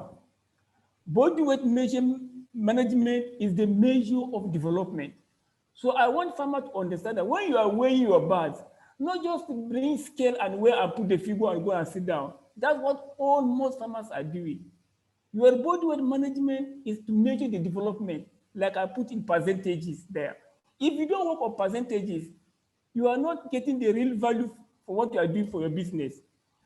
And I'll still come to that. And that body weight management is that monitoring birth weight is an important tool in modern poultry management, especially in growing birds. The exact determination of birth weight is a decisive factor for economic success. That will help you in your economic success, because if you don't weigh your birds and you're just giving your feed anyhow, by the time the birds are 12 weeks and maybe they are like 7 weeks, then the birds will extend to 22 weeks or 25 weeks, they're not laying, and that is a loss. So any farmer keeping place must always check the weight of his birds closely, either too high or too low. It has negative effect on production result. So my dear farmer, let's apply these tools always on our farm. And this scale we are talking about is that the key point is that always use accurate scale of 10 to 25 gram units. Weigh birds weekly at the same time of the day, beginning from the first week of age. Weighing every week will help to identify factors responsible for growth, slow growth. If you are not weighing, you don't know whether the birds are growing or they're not growing. But if you are weighing every week, it will not bring your factor that is responsible for the slow in growth, then you take action. When the time of weighing, avoid leg damage by holding the birds by both ways during weighing. Never hold birds by one leg.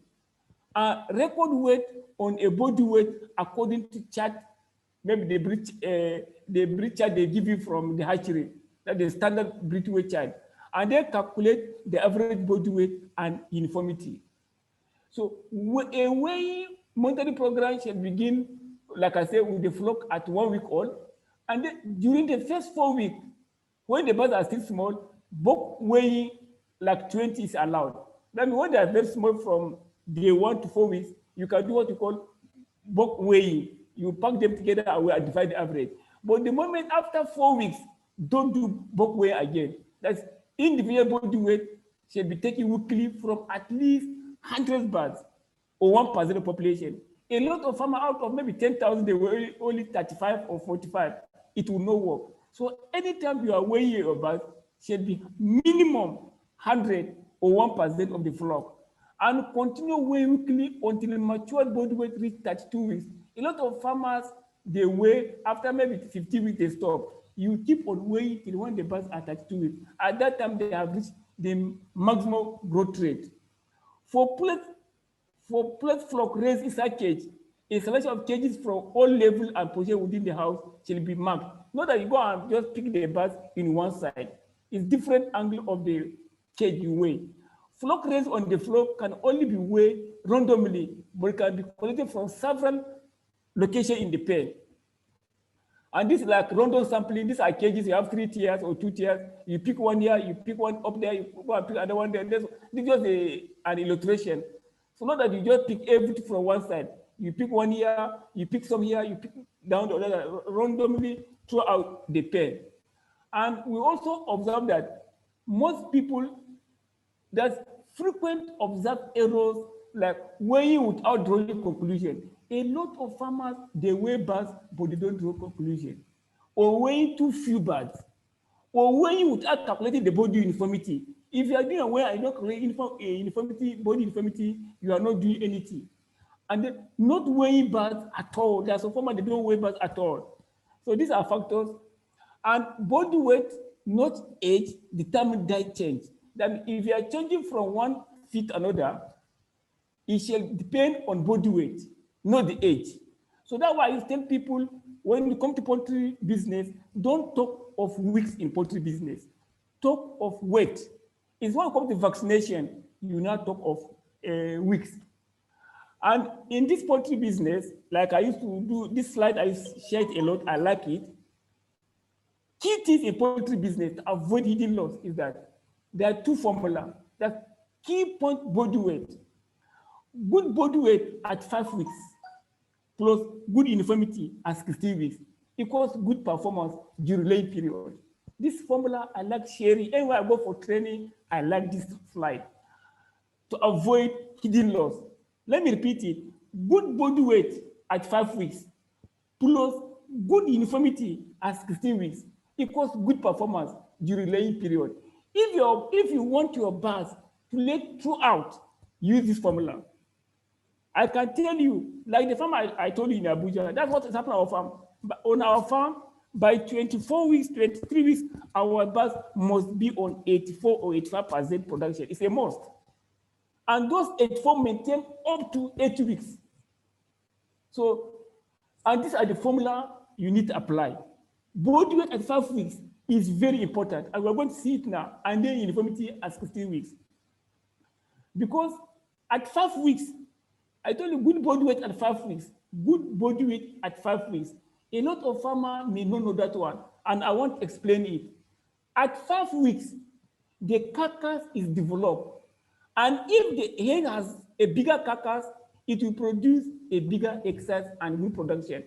So in this Isa Brown, by 5 weeks, the carcass, they are well developed. So if they're not developed at 5 weeks, there'll be problem in production in the future. No matter what you do, your birds can never go to peak. And let's all look at the 5 weeks correlation. Body weight at 5 weeks will influence early production. If you get body weight at 5 weeks, your birds will start laying good at early weeks. If you have got body weight at 5 weeks, production at 67 and 72 weeks will maintain. If you get good body weight at 5 weeks, the hen house egg production will be go up 60 weeks. That's the way I calculate the egg they produce throughout the second development number at the time the birds start laying, it will be high. And safety at 72 weeks and livability at 72 weeks also be good. Because even the mortality you are incurring at older age will not happen. A lot of farmers say, oh, these birds are older, that's why they're dying. It's a lie. It's because those birds did not get good body weight at 5 weeks. Go and mark it today. Make sure that once you get the good body weight of Isa Brown at 5 weeks, that's 380 grams at 5 weeks. And what happen along the line, you get all this value for your bird. But look at body weight at 10 weeks. If you are waiting till when the birds are 10 weeks, you are not saying you want to get the weight. It will not do anything, because when we discover that body weight at 10 weeks can only give you maybe early production, but it cannot give production at maybe 60 or 72 weeks. And only maybe few percentage you have more eggs at 72 weeks. At early, there is no correlation. If you look at body weight at 60 weeks, if you are the farmer, you are waiting till after 60 weeks, you want to increase the body weight, you want to increase the weight of your bird, it has no any effect.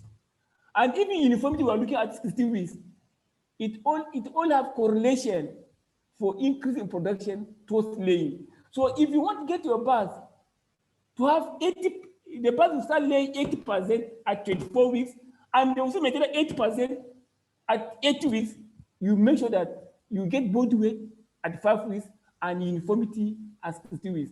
I want to take my time here so the farmer will, this formula you understand. Body weight at 5 weeks, this is what it gives you, And uniformity at 60 weeks.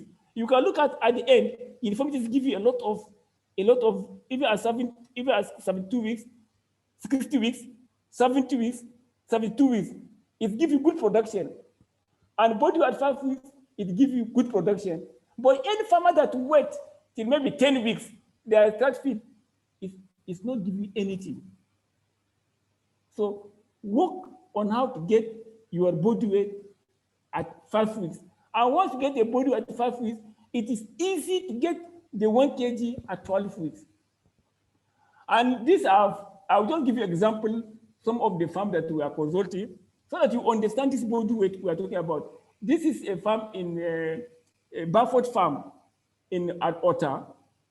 We have the same issue, production, they are getting good production, but later we have discussed how the birds can get 80% at 22 weeks on their farm. That was my target, 80% at 20 weeks without prolapse. And when they get 80% at 22 weeks, that 80% must maintain up to 8 weeks. And I trained the staff very well, both physical and on Zoom, and they collected these birds on 30th of last month. And you can look at Issa Brown, at 1 week, they're supposed to have 65 grams, but we work hard. At 1 week, they're getting 70, 75 grams. At 5 weeks, look at the body at 5 weeks, we are looking at 5 weeks, instead of 380 grams, we are getting 407 grams, and 422 grams. So we are going ahead. So with this value now, the farmer is even saving money on feed because of the management they have done there. Maybe in next training, we are going to how to do the management achieve all these things. So with this one, the farmer has saved a lot of money here because the body was supposed at 5 weeks 380. We are now getting at 5 weeks 422. So we are already secured with this performance now.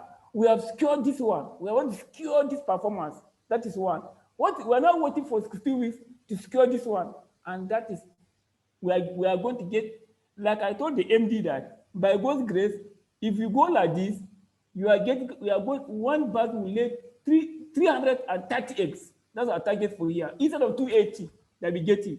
So if you're able to succeed now, if you remove 330 eggs plus 280 eggs, that means 50 eggs. We are looking at 50 eggs per bird with this formula now. We are looking at 50 eggs per 1 bird, and they have over 22 or 23,000 birds. But that multiply 50 eggs times that number of birds, you discover there is millions of naira we have saved there. A lot of, it's more than 30 million. I can tell you. So these are the hidden laws we are talking to farmer. And this is just a simple technology. You are not going to look maybe expensive instrument, just a scale and the tool of human being. 2 things, the scale and 4 tools of human being. That's the ear, the eyes, the nose, and the brain. If a staff don't apply that on the farm, there'll be problem. The staff have to use his eye always to look, his ear to look, his nose to smell, and most importantly, his brain to think out of the box, always how the farm can move forward. So these are the technology we are talking about. Just the scale way, and then use your 4 tools. That's the 4 tools human being. And this farm, they apply it 100%, and that's why we are getting this result. So if you don't get, what we discover is that if you don't get this weight at 5 weeks, these are the consequences the farm will face. Body weight, that's body weight at 5 weeks. There will be less egg during cycle. You discover that when the birds are coming to lay, you be giving egg formula, you be giving last water, thinking that the birds are not, is not because of that, my brother. It's because those birds did not get the correct body weight at 5 weeks. Even at 5 weeks, if they don't get the normal weight and you give them Latin program, they will have prolapse in the future. Body weight at start of lay. If the birds at start of lay, the body weight is low, there will be slow increase even in egg weight. Even the egg size will not go up. If you complain, what happened? My egg is small. You think the feed you're using is wrong. No, it's because you didn't get the body weight at 5 weeks. Body weight at start of lay. low average weight. There's low increase in egg weight and low average weight. Body weight start, if it's low, it's risk for post dipped in laying percentage. Your project will be zigzag, zigzag. Let me go. I also put here also that low body weight at start of lay will lead to poor peak of egg, small egg, poor lay persistence, increased mortality, poor egg shell quality at the end of lay. So my dear farmer, that always use these two tools, the scale and the four tools in human being. That is the brain, number one, the eye, number two, the ear and the nose, if you want to succeed in this poultry business. We are now looking at the 3-5 weeks. I want to rush because of our time, because I've explained this one before. 0 to 5 weeks in poultry business. At this time, during this period, the organs of the digestive tract, that is the supplying organs and the immune system, undergo much of the development. You have 3 more minutes, Dr. Wageti. Oh. With the interruption. 3 more minutes. And I never got the main topic. Oh. Well, maybe well, you can go ahead. We are just considering the time for the farmers, but we are loving the presentation, but we just want to stick to the time. Okay, let me leave some area and if that's the case, let me leave some area so that I don't know how we're going to start it. I have almost 50 slides. I don't know it's going to be like this. So because it's something that help the farmer, because if you rush me now, farmer will not get the value of this training. So, but maybe I should skip some slides. Maybe later we can look at it and we can do. Abi, maybe that. Let me put it that way. Okay, sir. Okay, sir. If we can take a 5 minutes break, let's have our presenter from SEVA present. Then you can now wrap it up. So while that presentation is going on, because the presenters also have they want to meet a certain timeline. We're enjoying the presentation, Doctor. So that those who still want to be here, we'll leave the question and answer at the end after Dr. Wageti finishes presenting. And for those who have questions, you can type it in the dialogue box. People are saying that we should increase the time. People are asking for the soft copy. I think that soft copy will be Dr. Wageti's decision. And if we share it, it's going to be for members who have put their email address in the link, who have registered as panel members. This is an I think what I would suggest, hello, sir. Yes, sir. We have made a lot of noise and invite farmers to come for these hidden losses, and a lot of farmers are interested to join the training. So what I would suggest, rule can change at any time. And if you try to rush me, I miss some point that's very vital to farmers. And no, Doctor, we're not going to rush you. You can take your time after this. I'll just have several present right now. Then once several presents, while we have allow me to talk. Here, then you will now go ahead. I'm with you, Doctor. I'm taking notes. Don't worry, I'm enjoying myself also. So, topic. Yes, it's a very important topic. So, SEVA, the representative of SEVA, I believe that will be Dr. Hamoud Seyudu. Dr. Seyudu is going to be taking that presentation. And do we have the representative of SEVA here? And yes, while we're waiting for the SEVA representative to come up, if you have questions for the presenter, it's going to, please go ahead and put it in the dialogue box. We're already putting it together. Again, people are dropping their emails there. It is not going to be sent to your emails unless you fill the link. If you fill the link, the panel link, which our back end is going to share again. If you scroll up in the chat box, there's a link. So once you fill that link and you have registered and profiled yourself as an Ogun State farmer, we will share the link with you. Again, let's pay attention to the presentations coming, and let's take as much notes as we can. Thank you very much. This is a panel event, and we are honored to those who have joined from as far as Sokoto and different parts of Nigeria. Thank you very much. Please, Mr. IBME, share the link, let them register, and all who have registered will get it, okay? Thank you very much. Thank you very much. The form is for Ogun State members, And the people who are joining from far and near, we really appreciate you. You are definitely benefiting from this, but the forms and all the perks and benefits are for our panel members. We thank you for joining us again, and we really appreciate you. Thank you. Dr. Seido is on right now, so go ahead and We'll keep on taking the questions that are there. So we have Dr. Seidu, the country manager for SEBA, and the MD of S2H joining us. Thank you very much. Thank you. Good afternoon, great farmers, and thank you for the panel to give us this opportunity to exchange with the various farmers. And we also congratulate the panel for this initiative that will really give an opportunity for the farmers to learn about the new development from the industry. So as Dr. Wageti chose this beautiful topic that is talking about hidden losses, this means that farmers are invited more in looking at performances than just, establishing farms or maybe looking at some type of figures. So in this same line of expecting performances from a farmer, or maybe for a farmer to wish performances over volumes, SEBA as a company, most of the time has always looked into these details to develop product that will help the farmers to increase their productivity, the performances in their farms, whether in broiler or in layers. And the product on which we are going to talk is these Corimones, the Corimones range. They are vaccines, and is a unique bacteria and also vaccines. It's a very innovative. It is unique in the vaccine industry to have such development that combine viruses and also bacteria.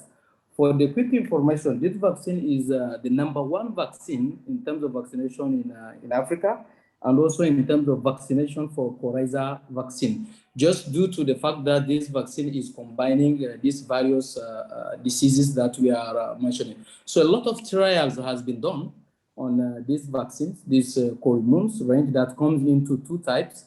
The one type, one is called the Corimone 7K, and then we have the Corimone 4K. So why 7K? 7K, when we look on the slide here, we have the 7K contains a coryza cerovar A, a coryza cerovar B, a coryza cerovar C, Salmonella enteritidis, and then the Salmonella group D as well, the Newcastle disease, infectious bronchitis, and then egg drop syndrome. And then on the other end, we have the Corimone 4K that contain the cerovar A, B, C, and then the Salmonella enteritidis. So why these two type of vaccines, Corimone 4K and 7K? Yes, they are expected to be used together. You use the first coryza, that is the Corimone 4K, around week 6 to week 8, and then the second one from week 12 to week 16. So a lot of trials has been done in the field to really confirm the effectiveness of these vaccines. Like when we look at the left side where a trial has been done, to look at the effectiveness of this vaccine on the coryza protection, we can see that birds has been, some commercial brown layers has been vaccinated with these two vaccines, one, the Corimone 4K at week 11, and then the Corimone 7K at week 15. And then later on at week 55, they have been challenged with coryza strain of bacteria to see how these birds are going to react in terms of protection. And then a control group has been established to just monitor, to compare those who have received the vaccine and those who have not received the vaccine, what will be their response to the challenge, to the disease, to the infection that has been artificially created. So we can see on this slide that on the group A, of those birds, they have a minimum of 80% of protection, while the group B has 100% of protection, and then group C, 80% of protection. While when you look at them, the controls, they are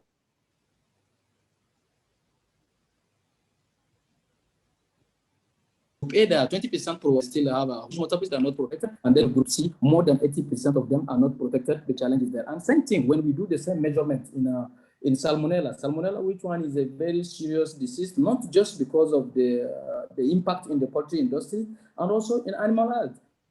And I have to refer to the comment of Dr. Ope, talking of the powder egg, that when a time comes where people will have to maybe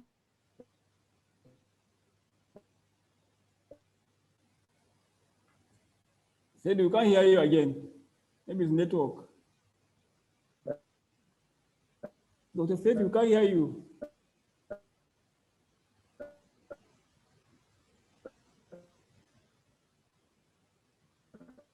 Provide the Maybe network on. eggs for the egg powder. Salmon will probably be buying these now. Hello. Hello. We can hear you. Go ahead. Hello? We can hear you now. Okay, you can hear me. Okay. So as I'm saying, so the same study also has been done in the salmonella level. So we can see that the same experience has also been done. Layers has been vaccinated at week 4, week 11, and then week 15 with 7K. And then they have been challenged at week 39 with massive challenge of salmonella enteritidis. And then measurement has been done in the cecal content, the feces, to see what is the quantity of salmonella pathogens that can be identified in the feces. So the group that has been vaccinated, no salmonella has been identified. And then while the control group that has not received this vaccination had millions of the salmonella pathogen in the feces. So all this is study is to put everybody, the farmers or maybe the technical personnel, to know how helpful or how protective these vaccines will be. Can you go to the next slide?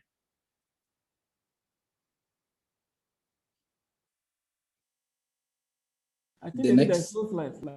No slide. Okay. No slide. Okay, there is not. So it's fine. I can also do the conclusion. So so these are the two vaccines, the Corimon 4K and 7K. And one of the good things with this vaccine is with one single injection and with limited manipulation that will happen, one will be in a position to protect against infectious coryza, Newcastle disease, infectious bronchitis, egg drop syndrome, and also salmonellosis.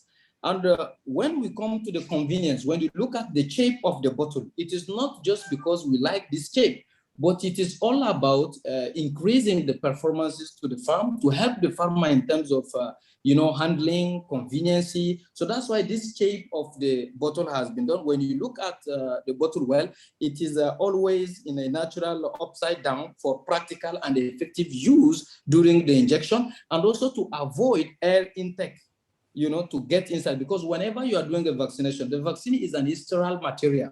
So whenever you are opening or during manipulation, if some air is getting inside, this vaccine will be contaminated. And then at the end of the day, your vaccination process will be contaminated as well, which one may not give you, at the end of the day, the result that one is expecting. So in short words, what are the added values that we can expect from these two vaccines that are very innovative?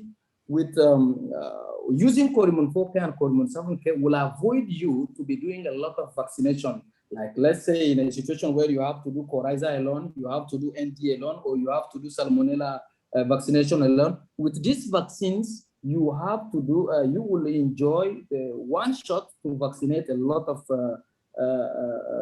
vaccination. It will also avoid you to have, to avoid a lot of handling during the vaccination. It has a good tolerance, and also to reduce the labor cost, because if you have to vaccinate for all these diseases with 3 vaccines, you have to do a vaccination 3 times, you have to mobilize people 3 times, and it will cost you 3 times. And it also avoid you, all these multivitamins that will have to be used after every vaccination. With this one shot that will cover a lot of vaccines, is going to be a wonderful opportunity. It will also save time for the farmer.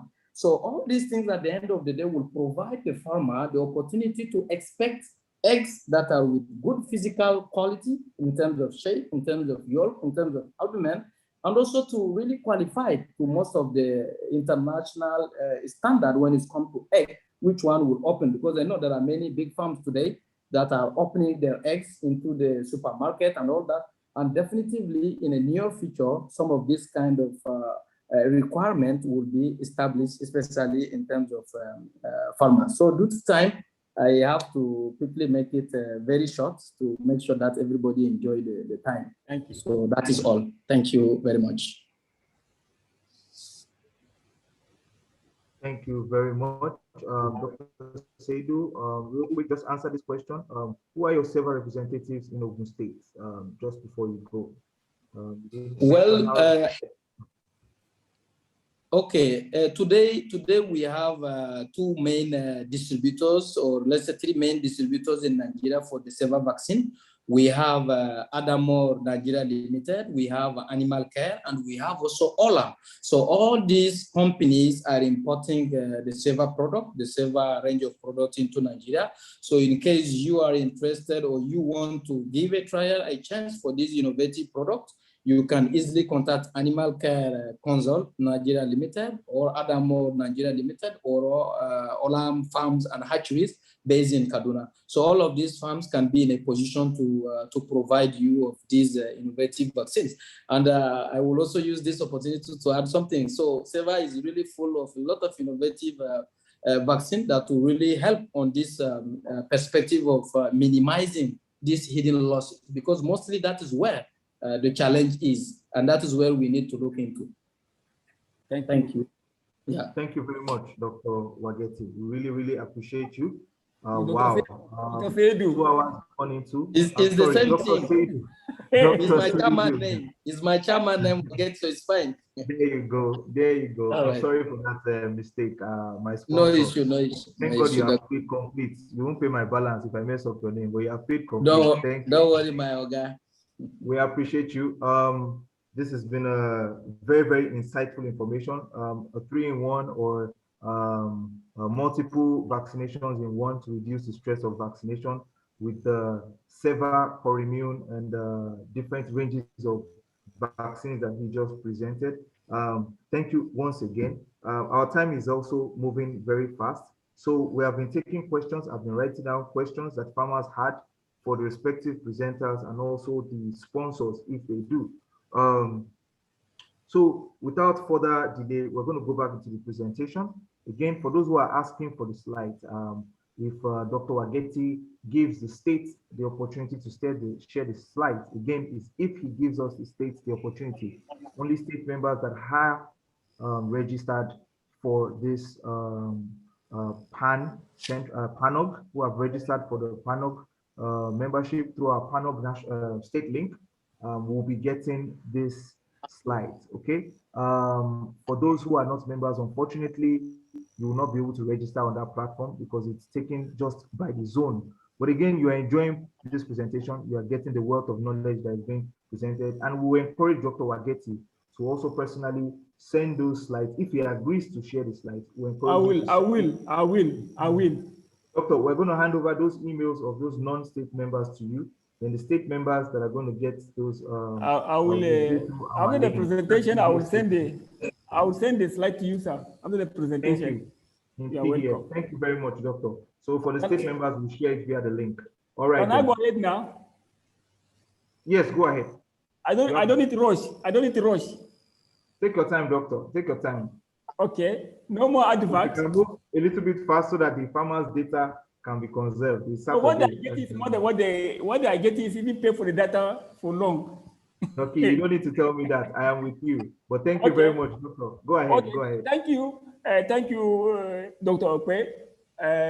Like I was saying before, let me go back so that farmer can understand where I'm going, because the way you stop me, my brain has, I need to flow throughout as I'm doing my presentation.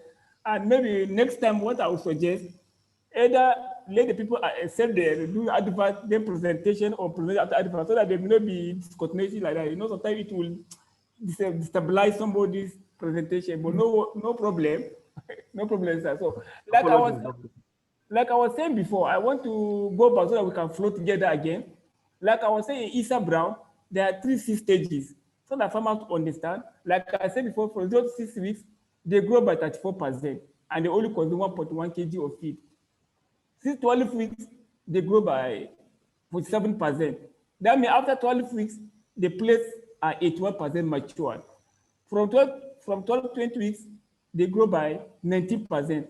So let's see what is happening at these different stages, so that the farmer will know how to go about it. 0 to 5 weeks, like I said, during brooding period, this is the time the organs of the digestive tract, that is supplying organs and immune systems, undergo much of the development. That means from that 0 to 5 weeks, these are the times that the supply organs and the immune system go a rapid development. So if during this period as a farmer, you either you do a breeding very well or something happen, it will have a permanent negative effect on the function of the system, like the digestive system and immune system. And bad stress during this period may have long-life stability in digestion and absorption of feed. And that's why you find out that production may not sustain in the laying period. So farmers should try as much as possible to adhere to the strict, that is sound brooding techniques. Then if you look at 6 to 12 weeks, at this period, this is the period of rapid growth. In Isa Brown, 6 to 12 weeks, this is the period of rapid growth in the birds. And the period when the birds attain its most of the adult structural components. That is the time they grow very fast. And this is the period they attain their own adult structural features, like the muscles, like the bone, and feather are developing at this period. So poor growth rate during this period will prevent the plate from attaining sufficient bone and model reserve to sustain high level of egg production and maintain good shell quality. Like I used to tell farmer, the skeletal system is developed by the end of 30 weeks of the life of the Isa Brown. That's 95% of the bone is developed by end of 30 week life of Isa Brown. So after 30 weeks, the growth plate of the long bone calcify and no further increase in bone size can occur after 30 weeks. So anything the farmer can do, or you hear some consultant will say, nutrition will say, okay, after 30 weeks, increase the feed density, it will not work. Please, let me get that one right. So work as much as possible to get 1 kg at 12 weeks. After 12 weeks, I can tell you there is nothing you can do at that point in time. So try to work to get 1 kg at 12 weeks. Then, because 12 weeks weight are liable predictor of 20 weeks weight. That's the story in Isa Brown. The 12 weeks weight are liable predictor of 20 weeks weight. That is, players that are below breed standard at 12 weeks of age will remain low at 20 weeks. Because I told you that the long bone will calcify at 95% of the bone develop at end of 30 weeks. So if your bird not develop after 30 weeks, it's a problem. So whereas pullet, which is heavier in 12 weeks of age, will be heavier at 20 weeks of age. Therefore, farmer special attention shall focus on pullet attaining development to 12 weeks of age. That's the secret in the poultry business to prevent hidden loss in terms of feed and in terms of production. These are things that you can able to do to achieve 340 eggs per cycle of your birds. Then the 12 to 18 weeks, this is the time that from 12 weeks to 18 weeks, what is happening is that the ovary and the medulla bone is the time they are developing. Finish. Let me just quickly move like this because of time. And I want us to look at this diagram very well. All of us have this, I've been sharing this figure for long. All of us have this standard, weighing standard for Isa Brown. That means 1 week, 2 weeks, up to 80 weeks. 1 week, they consume 11 grams of feed every week for 1 week, and they give 65 kg of feed. If you look at it closely, the birds grow by 66. They will add, after 2 weeks, to 65 grams, they will add 45 weeks, they add 85 weeks, they add 90 weeks, 90 grams, but by 6 weeks, they step down. That means that 0 to 5 weeks that I said before, at this point in time, the supplying organs have developed. That's why the bird is stepping down. Then from 6 weeks, Isa Brown will add only 90 grams every week. So if on your farm, maybe this week, you either increase by maybe 80 grams, they follow maybe 50 grams, something is wrong in your rearing at that point in time. So try either if you are getting 70, either 80 or 90 every week, it's good to go. But by the time you are weighing your bird at 6 weeks, and the increase in weight is 50 grams, you have to work hard and see what has gone wrong and quickly try to correct it. Don't say that it's normal. That was so people weighing their birds without drawing conclusion. If you weigh your birds and you are not getting the 90 grams that Isa bird is supposed to get at either 6 or 7 weeks, you have to ask yourself and probe what has gone wrong. And if you look at it from, like I said, from 6 weeks up to 12 weeks, the bird is growing every week by 90 grams. But by 12 weeks, the bird will step down. That means the bone has finished growth. So that means they are after that one, they step down. So the birds, I was saying, 3-6 weeks. I used to call Dr. Wageti's principle of 3-6 weeks. This one called, you have to understand this one. 3-6 weeks, like I put 0 to 6 weeks, 6 to 12 weeks, 12, and then 12 to 20 weeks. It's also playing part in weighing. But if you are using weight gain, it will even throw out. Look at it, 45, it will be increasing. After 5 weeks, the bird step down.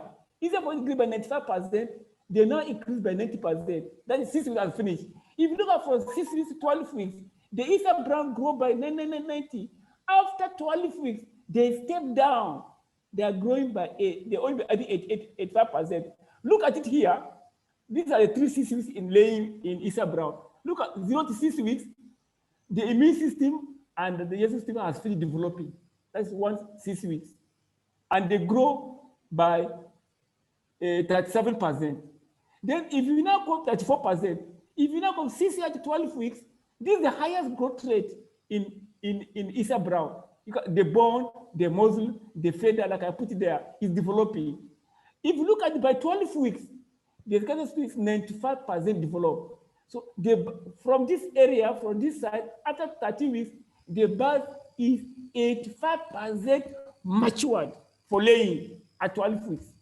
So what is remaining after 12 weeks is development of ovary and medulla bone. So if you are a farmer and the bird don't develop at 12 weeks, that farm is dead. Cut it. You'll be making, what I say dead is that you'll be making money, but you look at that farmer I calculate in Abuja, just 20,000 birds, he lost 17 million only. If it is this time around, the egg is 1,004, it's around 26 million from 20,000 birds. Is there any farmer in Ogun State that is making 26 million from 20,000 birds? It's not possible. But you are losing that money easily. That's what's paining me to most farmers. If you understand this figure, if you get that 26 million to you, and even the price of egg we're talking about will not even affect you. But what you are losing that money unknowingly because those birds are signs. And this is practically we are seeing, we are following it. So please, if you are weighing your bird, don't just have the body weight and go and sit down. We have 2 tools to achieve this one. You have the scale and you have the human being. In the human being has 4 tools: your brain, your eyes, your ear, your nose. But 90% of even the owner, the manager and supervisor is blank. Notice they don't have that tools. So please, if you are the owner of your farm, you are a staff, you are a manager, open your 4 tools. And this success, you see this result. This is Isa brown for you. 3 stages. From 0 to 6 weeks, your organs are still developing. From 6 to 12 weeks, your bird is 85% matured. And if you look at it here, once your bird gets 1 kg at 12 weeks, I can tell you by 16 weeks, they'll be 1.3, sorry. But if your bird not get, look at that here, let me explain, which is not my slide. Another scenario that's happening. If your bird failed to get 1 kg at 12 weeks, 3 things happening on your flock. You are destroying your flock. 1, because if your birds you get 1 kg at 12 weeks, automatically, if nothing happens, no disease, nothing happens, you must get, after 4 weeks, that's 16 weeks, you get 1.3 kg of feed. And this is the period you shall bring your pre-layer. when the birds are 16 weeks. But if you miss that 1 kg of feed and you bring pre-layer, your pre-layer, you cannot get the result of that farm again. You can never get the result. Once you miss 1 kg at 12 weeks, it will destabilize your pre-layer giving. So if you don't get 1 kg at 12 weeks, and somebody's even nutritionally come and give pre-layer, he don't know what he's doing. I can tell you that one. Because those birds, you have already destroyed them, and it will not work. So please, my dear farmer, let us try by all means, whatever it takes us. You have the scale, you have the 4 senses to get 1 kg at 12 weeks. Once you get 1 kg at 12 weeks, you know that you are going to get 80% at 22 weeks. And those will maintain 80 up to 80% production. I can tell you that authoritatively. And if you don't get something wrong somewhere. So once you get 1 kg at 12 weeks, by 16 weeks, those birds must get 1.3. But if you don't get 1 kg at 12 weeks, they will not get 1.3 kg at 16 weeks. So but once you get 1 kg at 12 weeks, by 16 weeks, they will get 1.3 kg. Once you get 1.3 kg at 16 weeks, you know that in 2 weeks' time, they will get 1.5 kg and they will start laying. So you bring your pre-layer because it is the weight of the bird that determines your pre-layer. It's not the weeks. So once you get 1.3 kg at 12 weeks, you know that in 2 weeks' time, those birds will get 1.5 kg. And the ovary in layer, it takes them 10 to 12 days for them to form. That means from that, when the birds are 1.3 kg, that means the ovaries are already forming in the birds. Once you get 1.3 kg, then over you see them in grape. If you buy that at that time, I open it, you see grape inside the birds. That means in 2 weeks, those birds will lay. And if you don't bring in your pre-layer at that 1.3 weeks, and those birds by 1.5 weeks, they start laying. Those birds that start laying early are good layer, but they're going to be poor layer in your flock because they didn't get the calcium. Because the birds every day, you draw calcium from two sources, from the feed and from the bone meal. So that will really bring your pre-layer at 16 weeks. So that the pre-layer and grower are the same. It's just the calcium. Grower is 1%, pre-layer is 2.5%. So that because the medulla bone is developing by that time, and by that time you want the medulla bone to be depositing calcium for that 10 days before they will start laying. So that when the birds want to lay egg, it gets the calcium from the bone and from the feed. But if there is no calcium in the feed and the birds are still laying with grower, those birds, when they lay egg, they wait for 3 days for them to accumulate calcium before they lay. And before you know it, there's zigzag in the production. And you see some farms, you see cage fatigues. By the time you remove the birds out, you see that the 3 days they will stand up. If you have cage fatigue on your farm, if issue of growth rate is wrong, it shows that you're not doing good management. Any farmer that notices cage fatigue on his farm is this issue of this weighing and pre-layer. And you see some farm that the birds will reach peak at 28, 30 weeks, the birds will reach peaks, suddenly they will just come down. It's issue of weighing and pre-layer. This is a different topic on its own. So, like I said before, these are the 3 stages in poultry production. So make sure you get all those. I won't spend time here. 0 to 6 weeks, the birds grow by 34%. Make sure they achieve 35%. You calculate it, not the baby weight. Then from 6 to 12 weeks, 47%. Then 13, 19%. And if you don't, for example, for me at my age now, I don't need, if I go to your farm, I will know whether your birds have weight or not. And God has made us to know it. If you're an owner or manager, the birds multi 3 times before they start laying. There's 1 complete and 2 incomplete. If you are doing brooding, immediately after brooding, 5 weeks, if you see feather, that means those birds are developing. Or it depends on the nature of feather you see that time. That means you can say, okay, this my birds have developed. That means at 5 weeks, these are 3 stages also is playing part here. The 3 stages that I showed there. If natural is playing part, it's a poultry farm. After 5 weeks, you see feather. That means they have finished 1 stages. That's the 34 growth rate. Around 9, 10, 11 weeks, you see feathers again. That means they are finishing the 47% growth rate. Then at 16, 17 weeks, you see that before they start laying, you see feather all over. That shows that the birds are still developing. If your birds at 16 or 15 don't see feather, that means those birds have not developed. And those farmers that buy point of lay, maybe you buy, sometimes you go and check how the birds are shedding feather, you're able to tell. But these ones are only for professionals. So when I go to your farm at a certain age, I can tell you what has gone wrong to your birds based on the molting. So you can also use that one in molting, and that's how nature make it for us. But most farmers don't see it. And this is what I was saying before, the same thing. This, you can see the first 6 weeks, 34%, the first 47%, and the 20 weeks, 19%. This place is that what we call inflection point. I've been talking about farmer on this one. This is what we call inflection point. Inflection point. This is inflection point. This is what we call gain is a very high, 85%. Here is less. So if a smart farmer will try to make sure that he gain this gain very fast with low feed, if you don't do it like that, gain is very less, and the birds will eat more, and they will not put on weight. So at the end of the day, you are losing money, hidden loss.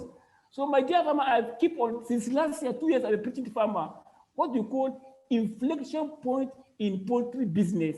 Inflection point in poultry business. 12 weeks is the inflection point.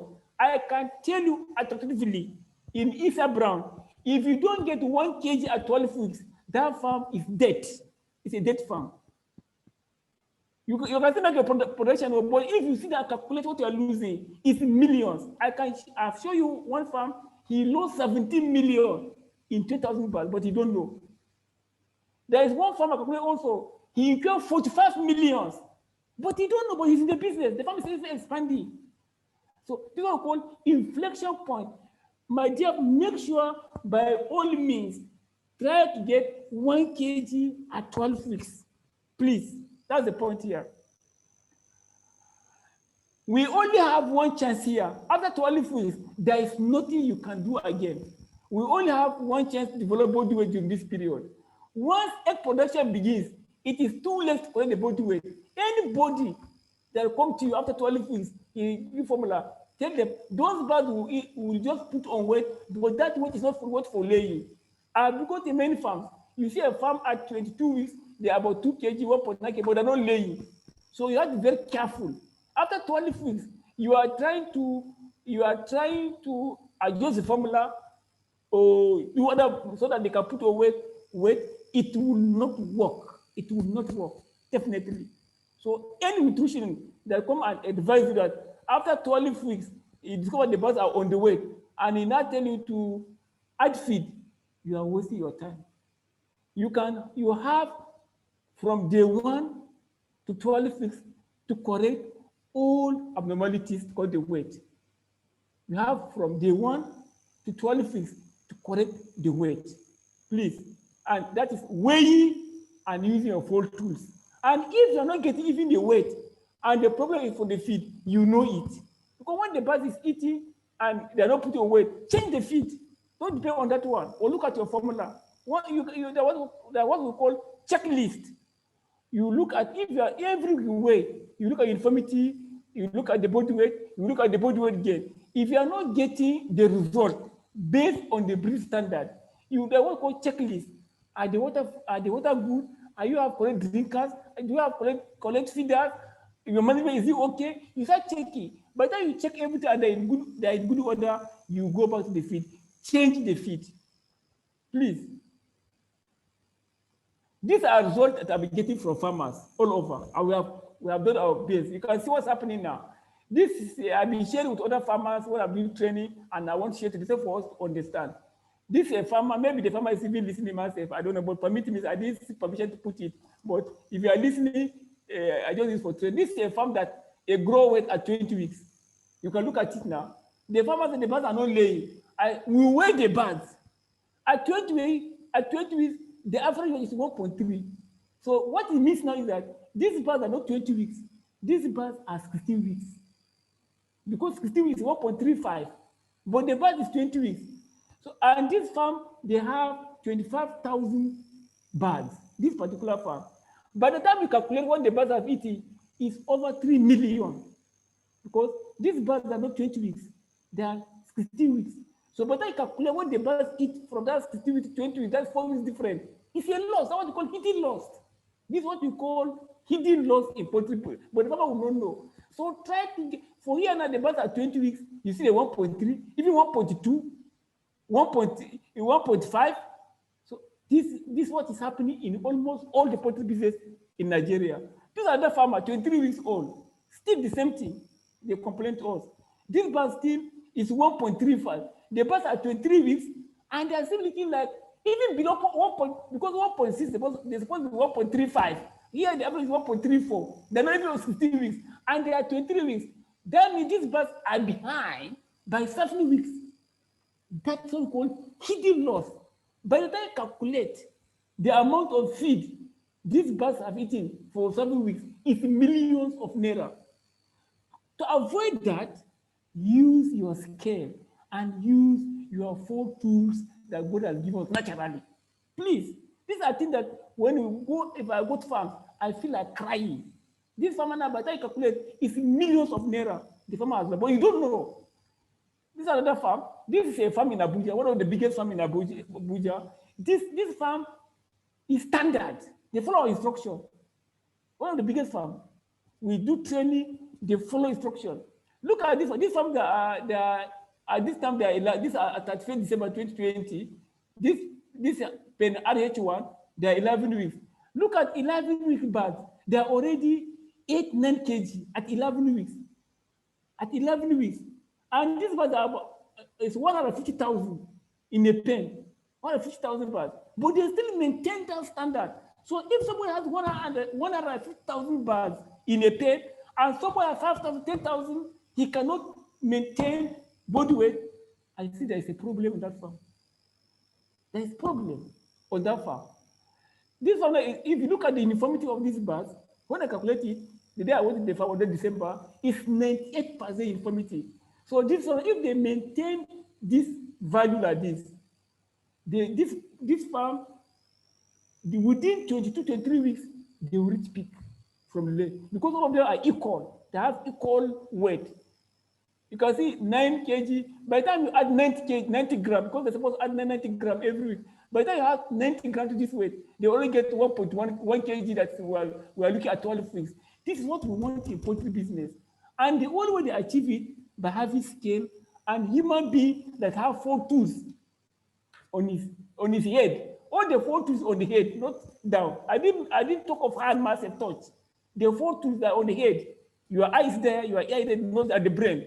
But most people, they have it, but it's not fashionable on the farm. And that's what's paining me. They don't even use it.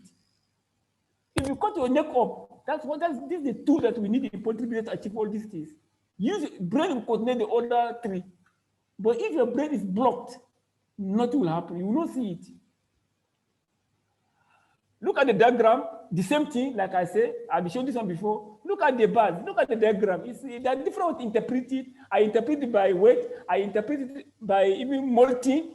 You can also interpret it by this diagram. Look at it in the same way. This is brown. The 5 weeks, the organs have developed. From 12 weeks, the birds are mature. You can see here, the muscles and framework, they have developed. The highest peak of growth is at 7 weeks. Please, at 7 weeks, don't ever put stress on your birds. That's the highest growth. That's the development peak at 7 weeks. Peak at 7 weeks. So don't disturb the bird at that 7 weeks, please. 7, 8 weeks, don't disturb the bird. And that's why I used to tell farmers is that by the time you collect your day-old chicks, after 1 week, if they're inside cages, try to sort the smaller ones out. If they're on deep litter, you cannot touch them. When you are doing, bring your fowl pox at 6 weeks. When you are doing fowl pox at 6 weeks, try to separate the small from the big and put them separate and start giving them vitamin 3 oral or add 2% corn protein, because you still have 6 weeks to 12 weeks, so the birds will grow very fast. But if you delay till 8, 9 weeks, you want to separate the young ones, you cannot achieve it. So let me repeat myself. if you are raising inside cage, after 1 week, as you are going, start separate the young ones on one side. But on deep litter, don't disturb the birds. When you are giving bring your fowl pox to 6 weeks. If you are giving fowl pox 8 to 9 weeks, bring your fowl pox to 6 weeks. So that when you are giving fowl pox, take your time. Make sure you have already separated your pay into two, where you can put the wrong one. As you do your fowl pox, take them to separate the wrong one aside. So those wrong one, you give them special attention because you still have 6 weeks before the 12 weeks, so they can catch up. And you can see that at 16 weeks, look at that graph, increase calcium per layer. You bring your per layer here. By the time you bring per layer, by 15 weeks, the birds will start laying. By 19 weeks, they are on 5%. And you know, the moment the birds, if you are in a good layer that follow this instruction, if once your birds start laying, every week the percentage double. The percentage is double. If you have 1 egg today, at least if you have 1 crate, after you have double, how you know that your birds are performing? That's a normal way. But in this our case, they even be triple or they will even increase very fast. These are the tools. Please, I'll say emphasizing. This is what is lacking on most farms. We don't make use of our nose. We don't make use of our ears. We don't make use of our eyes. We don't make use of our brain. What we call professional blindness is what's happening. We don't see it. We just as if it's a norm. So please, if you are listening to my voice this evening or this afternoon, activate these senses once you are poultry business. These are the tools I'm talking about. When I say apply technology, I didn't say go and buy all this. Just your technology is your tool that God has given us. So apply it. Always think out of the box. And that's what every time if you are in Lasana farm, anytime we are doing brooding, we must improve than the previous brooding. We have to think, we have to use our brain. We have to sit down together. What are the problems? But some people, they just, birds are coming. What do we need? In charcoal. No, you have to improve. What can we do things? What can we do different than the other one? You keep on improving. Please. And this is what's lacking on most farms. Like in poultry flock, generally, you have 3 sets of birds. You have those that are light, they are bad. Then we have the normal and we have the heavy. So your job now is that as a farmer, how can the bird be equal at laying? That's what the problem is. Any flock you enter, any farm you enter, from day one, you have these 3 types of birds on the farm. You have the ones that are light, those that are normal, those that are heavy. Your job as a manager, your job as a supervisor, your job as the farm owner is that how can these 3 flocks be of the same weight and size as 15 weeks? If you don't have that in your mindset, that means that farm is in danger. Please let me repeat myself. You have this 3 things in poultry business on a farm. Any farm you go to, you have those that are small birds, those that are normal, green standard, those that are heavy. Our job now is that how can we bring them to be equal as 15 weeks? The smaller birds, if you don't bring them, the problem is that the smaller birds are in general the slow eaters. If you leave them, if you don't separate them, the smaller birds in general they are slow eaters. And the heavy birds are fast eaters. It has been noticed by the more technical team, especially with mash feed, not pelletized feed, that the smaller birds eat for 30 minutes longer on the same amount of feed than the heavy birds. So you discover that if you don't separate them, if a heavy bird take maybe 5 grams, 10 grams of feed in 1 minute, the lighter one will take 30 minutes to consume the same 10 grams of feed. So that means the smaller one, they eat slowly. So by the time you leave the smaller ones and the big one together, you find out that the smaller will be aggressively eating. They even pick the energy they pass feed, and they leave the front one at the back. And those ones they come and eat, they take a longer time to consume what the heavier one is eating. So that way they keep on remain smaller and smaller and smaller. And these are the birds that they will not lay in time. because they are not growing, because they are not eating enough feed.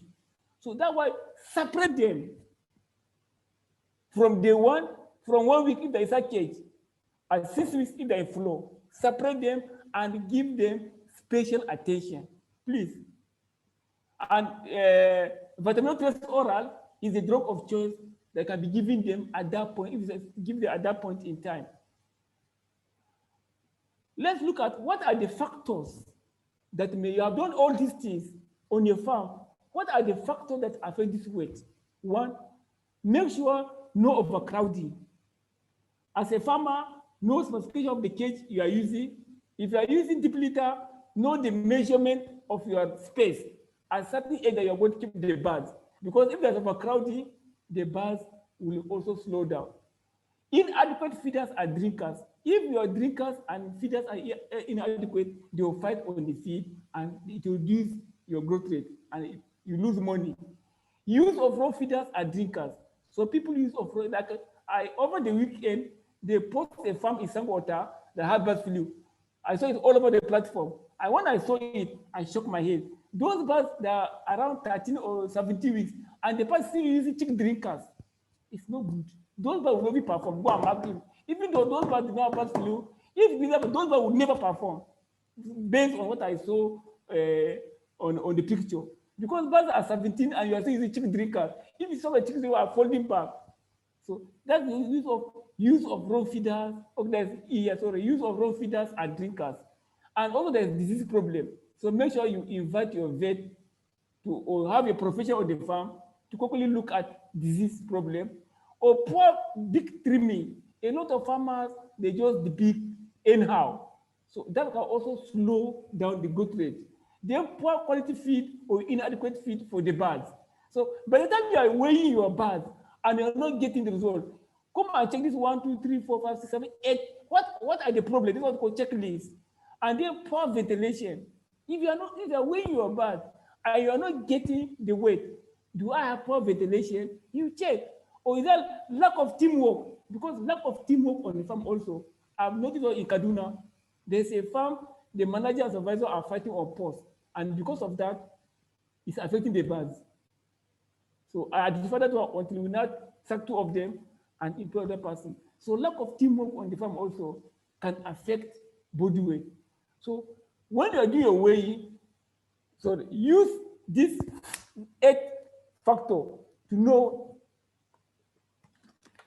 what causes the low body weight. Let me rush.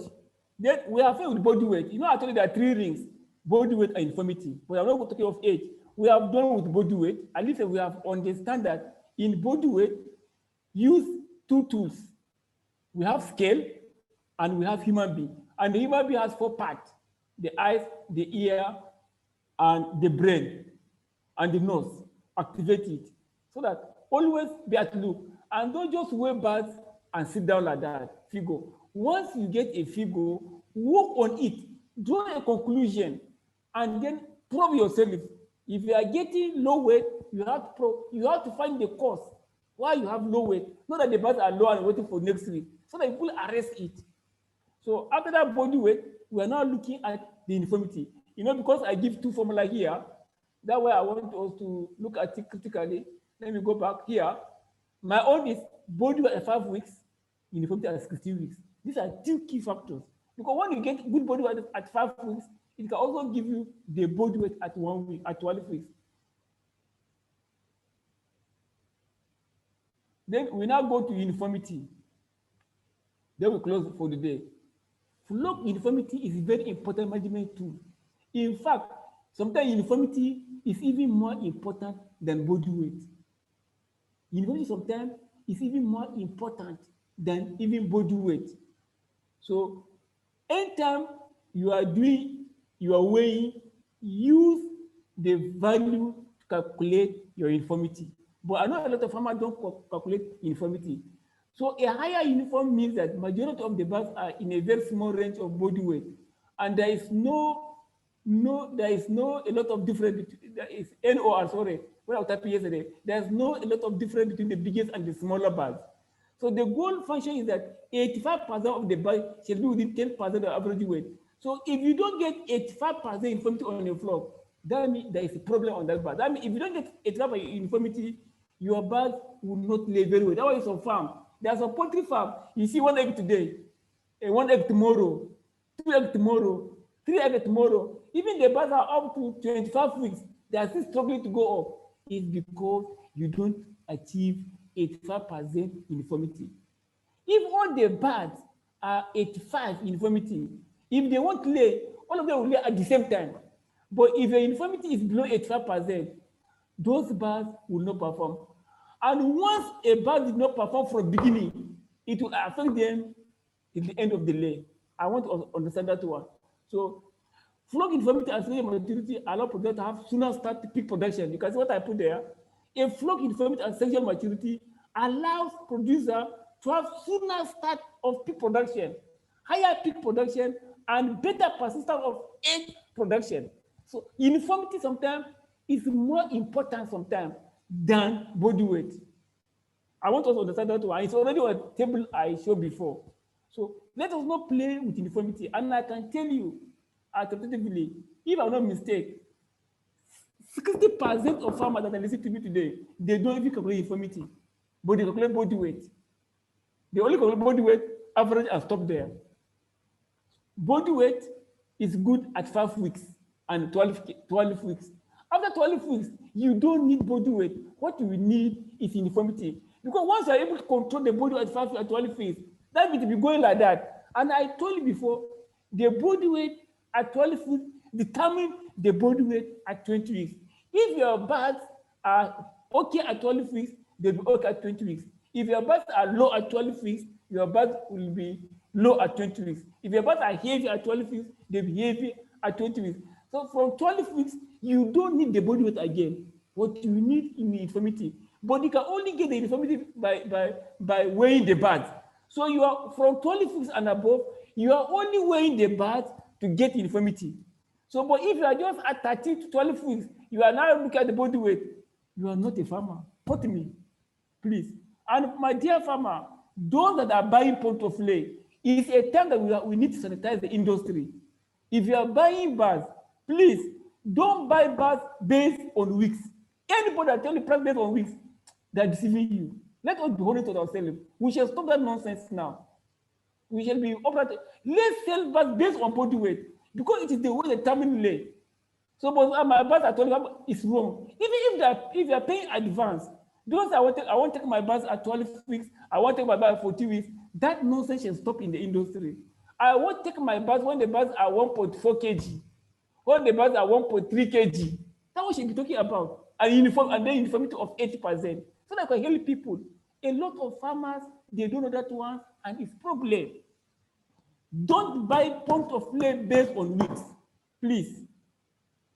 Buy point of lay based on body weight. Though sometimes the body weight can be deceived because some people can be feeding after 12 weeks and they have the weight and it's not weight for laying. That's why you need a professional to go and assess them, please. So even those that are selling point of lay, let us start selling point of lay based. Sometimes you see on platform, my birds are told, no. Let us sell our birds based on body weight, please. So that we help all of us. It's a chain. It's a chain. So those are in point of lay business, please use body weight and uniformity to sell. That's my flock uniformity is critical to proper feed allotment. I want to, if you, I'm saying that uniformity sometimes is more important than the body weight because flock uniformity is critical to proper feed allotment. Uniformity issues are more critical at the time of the stimulation. Those are usually like a program and will usually result in poor peak performance as well as significant problem in post period. So there's some people, you see the birds are 75 weeks, they are still on the 75% production. I don't like that one. If I go to a farm, the birds are 75% and you're still on 75%, it's a problem. It's a big problem. It's a eating loss. In non-uniform flocks, you can see if the birds are not uniform, in a non-uniform flock, birds receive the same feed allotment, but feed are formulated for birds in lay, since birds in lay have higher nutrient requirement than non-laying birds. Non-laying birds will consume relative to their requirement and get fat. which will hinder further performance. What I'm saying is there are some farmers now, their birds are on maybe 50% or 60% production or 70% production, and they are still giving the full layer ration. If you now look at it, those that maybe remain 20% of birds, you're supposed to get 80, maybe 88% production, and now you are on 75% production, 72% production. Then you still have 25 or 26% of the birds that have not started laying. And those that are not started laying, you are now giving a layer ration. Those that will eat and are not laying. So the layer that is very rich, they only eat to maintain themselves at the growth. So the excess one, they develop the fat, and that's why you see at the end of the day, you see prolapse, even in laying birds. That's why the problem is. So that feed allotment is a problem for flock uniformity, and a lot of farmers don't know about that one. So that why please, as 16 weeks, your uniformity shall be 85% production. So if you're a farmer now, if you are a farm that are maybe 25 weeks, 26 weeks, and your production is very low, and are giving the same ration, you are even destroying your flock. And those birds will eat 3.5 kg of feed in a month, and they will not give you egg. So we have to avoid that one. These are some of the hidden laws in poultry business also. So uniformity, body uniformity, you want 80%, so that all of the birds are within this range. But if they're not within that range, it's a problem. And like that is body uniformity, body weight, factor that affect body weight. It's the same thing with uniformity. Slow speed of feeders, not enough feeders, insufficient feeding space, insufficient drinking space, overcrowding, poor debeaking, or comatosis, indirect disease, or upfront feed change. There are some people that keep on changing formula. It will also affect the uniformity. There's a farmer, today they change feed, tomorrow they change another formula. At that point in time, it affects uniformity. So this is our farm. I don't give you an example of our farm. What we are talking about is practical. This is pen 2. These birds, now they are on 88, 89%, and they have been on that percentage for more than 5 months now on our farm. This particular pen, more than 5 months, they are never go below 88%. You can go and check on. Look at this flock now. I just want to tell you the uniformity and body weight. These are 70 weeks. That time they are 70 weeks, I weigh them. I'm not doing them, I weigh. They are 1.42 gram. The standard weight of Isabel at 70 weeks is 1.450, 1.430. We are only behind by 10 grams. And the uniformity of this bird, the doctor is, I think, is on this farm. When we calculate the uniformity, it was 97% uniformity. So at that 17 weeks, they have not started laying. They have not started laying. But we know that by next week, they will get 1.5 or 1.490. So we are sure that 5% of the bird will lay next week. Without we're not seeing one egg. We already know that by next week, at least we get 5%. It's sure. We're sure of that. And they're already up layer by 1 week, these birds. These birds, by 22 weeks, they are 80-something%, and they're still maintained up to now.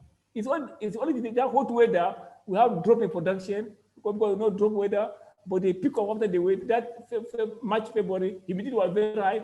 So the production came down to 81, 82. But after that, it picked back.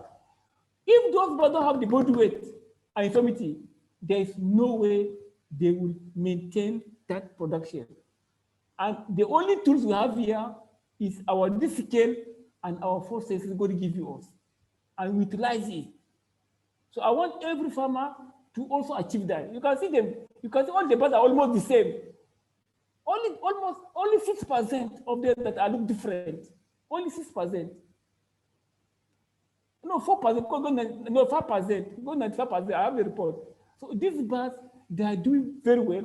And these birds, I can tell you, with the way we maintain them, these birds up to 85 weeks, those are the 80%. They will never come down because we are able to achieve the body weight at 5 weeks and uniformity at 16 weeks, and they give us persistent results throughout. I say our formula is that body weight at 5 weeks, uniformity at 16 weeks will give you persistent production for long. But most farmers don't know that one. So that's why we are revealing this one to you this afternoon. So how do you calculate uniformity? For those that don't know, you have the body weight. I just use, like I told before, weigh 100 bags or 1%. But I just did calculation here for 15 bags. These are the weight. We weigh them. Number of bags, 15. Then the average body weight is, after we find the average body weight, is we calculate all this one divided by the 15, it gives 185. Then for when you get uniformity, now say the average body weight plus 10%, that is 206. Then the average body weight minus 10%, that has to calculate uniformity. For the body weight you calculate the 100 divided by 100. So whatever value you obtain, you say plus 10, that is 206. Then minus 10, there's 168. So now this after like this, but now we say we have 206. You now go back to your reading 1111. How many bars fall within this 206? If you look at it, these are it's 216 and 208, only 2 bars. Then that is plus 10.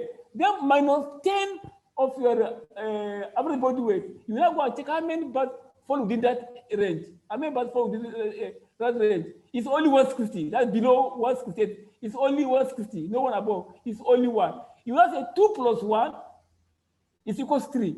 Then also the average body weight plus the, let me remove this. Okay.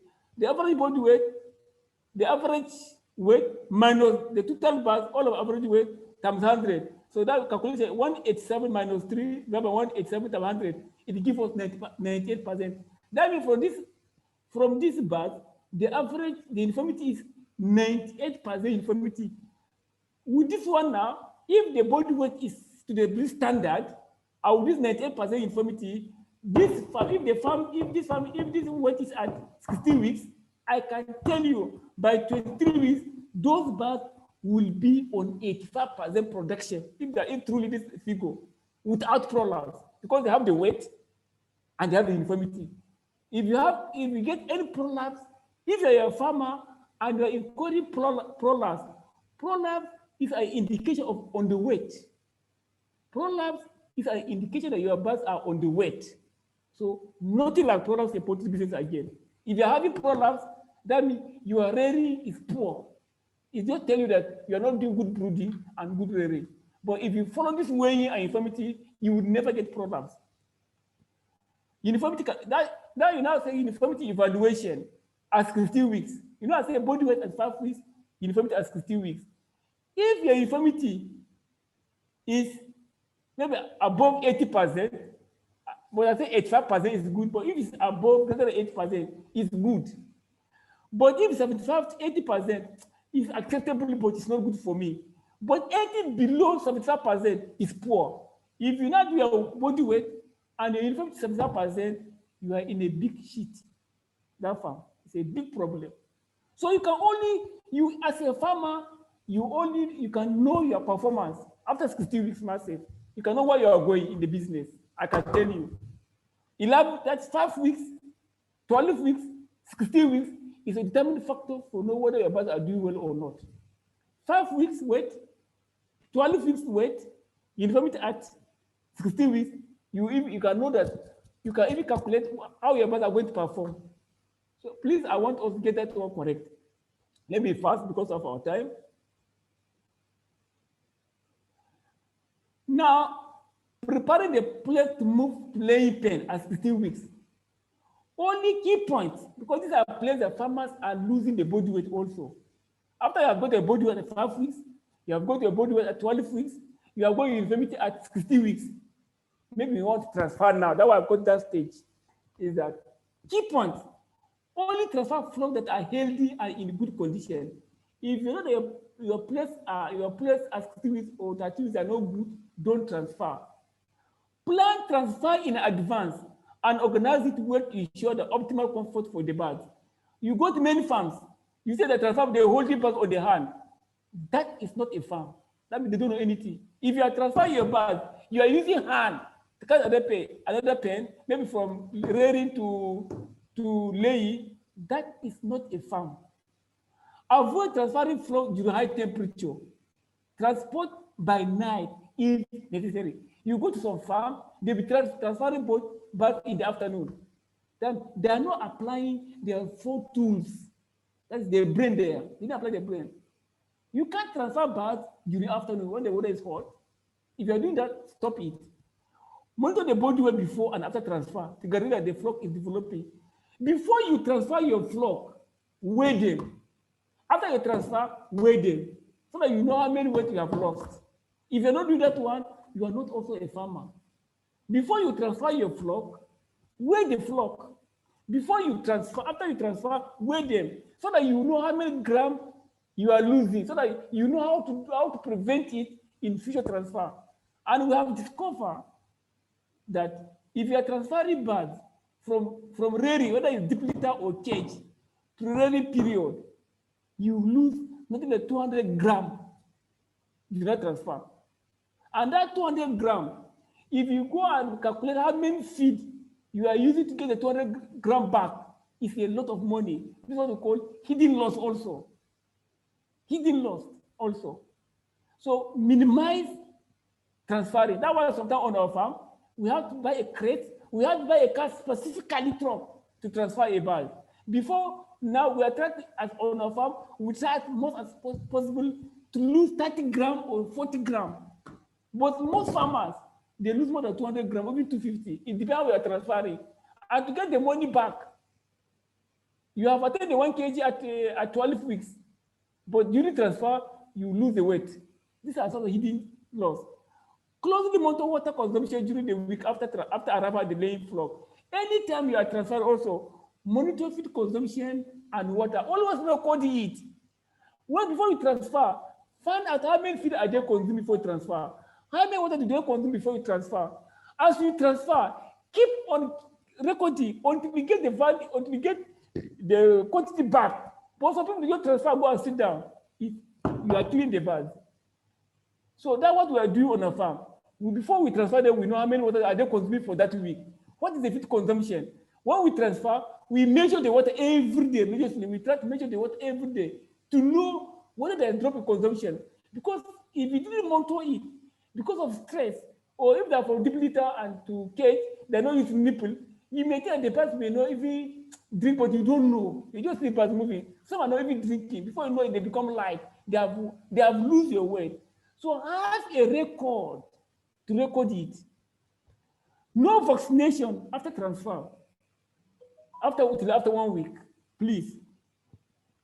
Transfer should be ideally done 4 weeks before egg production. Hello, farmer. This one, I can tell you, 99% of farmers that listen to me, they don't know this one. And I'm going to explain to you. And this is the first time I'm going to say this point. I've never said it before. No, we know it, but Ogun is I'm from Ogun State. My family is from Ogun State. So I want to say this so that farmers understand. Transfer should ideally be done 4 weeks before egg production starts. Please. When you are, don't say, if you are, before you take your day-old chicks, plan the time you go inside the cage. So unless there's problem, transfer shall ideally be done 4 weeks before egg production starts. Certainly not less than 2 weeks before egg production starts. Because production starts at 18 weeks. What it means that? Your production starts at 18 weeks. That means if your production at 18 weeks, you must transfer your birds at 13 or 14 weeks. That's what it means. Certainly not 16 weeks or 17 weeks. The purpose is that, listen to that, the purpose is that the birds receive a time to recover from the stress accompanied with the transfer, and that the rapid ovary development, I've told you before that by 12 weeks, birds is 85% mature. What's happening is that ovary is developing. By 16 weeks, the ovary is developing. If you get the weight, 17 weeks they are developing, 18 weeks they will lay. If you see egg at 18 weeks, that means the ovary are developed by 2 weeks back. It takes 10 to 12, 2 weeks, 14 days for the ovary to form.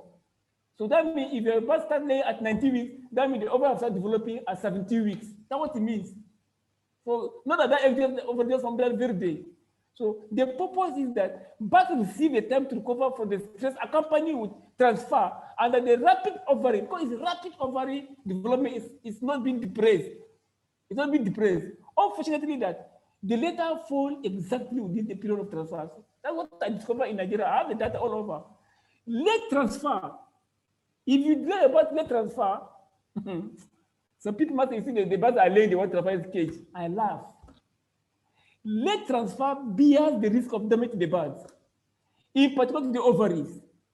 In the ideal situation, birds are transferred at 60 weeks, if ideally or normal. This will enable them to be fully adapted to the new layout before the no, it's 40 weeks, sorry, this is 40 weeks, not 60 weeks, 40, 50 weeks. I think what I was typing yesterday, I made it, it's 50 weeks, sorry, I will change it after this. Birds are transferred at 40, 50 weeks of age. This will enable them to be fully adapted to the new laying house before the onset of lay. When birds are transferred too close to set of lay, oh, my dear family, see that powerful point. When birds are transferred too close to the onset of lay, the subsequent risk of egg peritonitis is increased. The movement of birds with mature ovary may cause rupture of yolk follicles, which are then deposited in body cavity. Most of poultry farm, I see it. If your birds are at young age and they have E. coli, egg peritonitis, or egg born, it means that you transfer the birds late. So by the time you go to lab and they say that the E. coli, so it means that you transfer those birds late. That's what it means. So maybe when birds are transferred to too close the onset of lay, the subsequent risk of egg peritonitis is increased.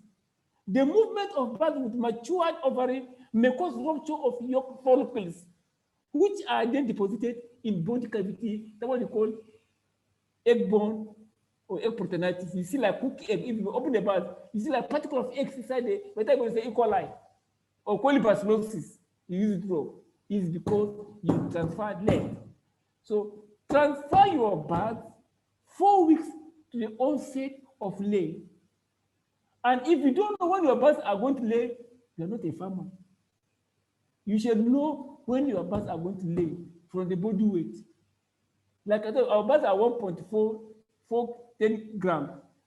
I already know that in next week they will start laying. And you see egg, because egg lay based on body weight. So you can tell from 12 weeks, I can tell when my birds are going to lay. So, look at what I'm saying now. This is the eggs. These are what you see, maturity. This is what we call the follicles, like grapes. If at the time of transfer, and these follicles, they form 10 to 14 days before they become egg. That's the forming year. You see them clutch. So you see the different. That was the clutch. This is normal. But when you are transferring them, one of them can rupture. And when it's rupture, it can affect the other one. Before you know it, equally will be in your farm.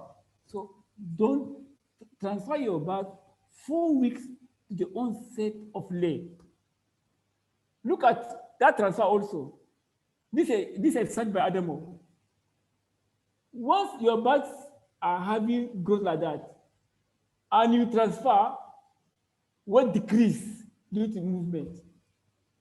Some farm 200 grams, some 100 grams, and that 100 grams is a lot of money you will use to go back, and also they will delay at least by, let me just go. You can body lose between 10 to 5%, but due to transfer, that is about 200 grams.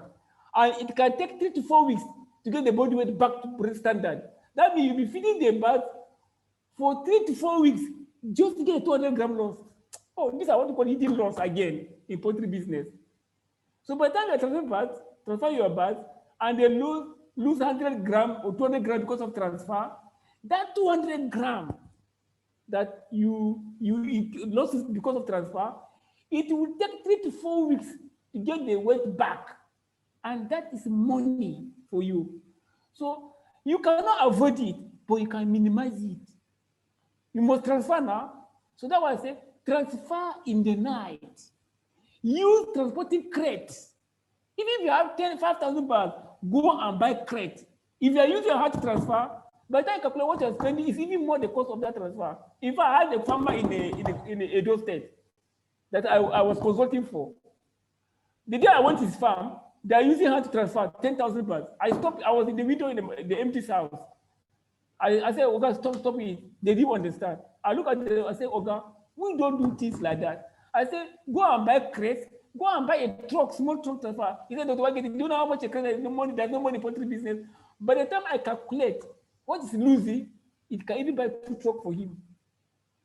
And the birth is birth on that farm, it's at 28 weeks, they're getting 70%, 80%. But as of today, at 23 weeks, they were 85% production. And they keep data. I told them keep data when transferring.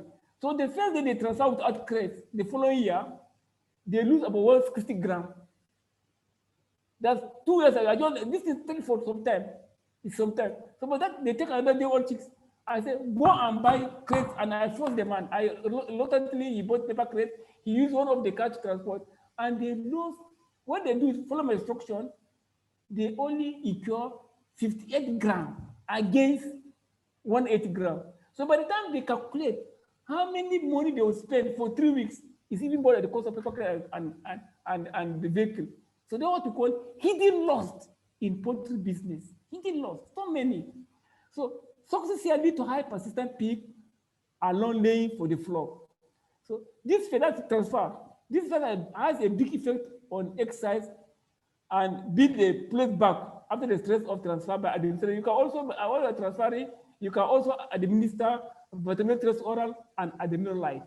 Vitamin trace oral is a formulated vitamin that contains multivitamin, electrolyte, and amino acid. Either vitamin trace oral or adrenal light. And this one, 1 gram, 5 liter. This one, 1 gram, 10 liter, which is very economical for farmer. Vitamin trace oral and adrenal light, as of today in Nigeria, is the cheapest vitamin and the most effective vitamin as of today, and I stand to be corrected. Remember, birds could not develop till 35 weeks, like I told you before, weighing till 32 or 35 weeks, so that you know the growth rate. Growth does not stop after transfer. Not that after you transfer, you fold your arm. Actually, I'm almost through. So these are, after you have done all these things, these are the scenario that's playing part in tropic. This data is in tropic, not in this data I'm giving you is in Nigeria. Whether you're in the west, whether you're in the east, whether you're in the north, Kano, Abuja, this is my data. And farmer must get it. That's what I'm trying to do. Farmer must get it. Those are flow instruction. Sexual maturity, 5%. That means at 18 weeks, or much more when I wait 90 weeks, you must get 5% production.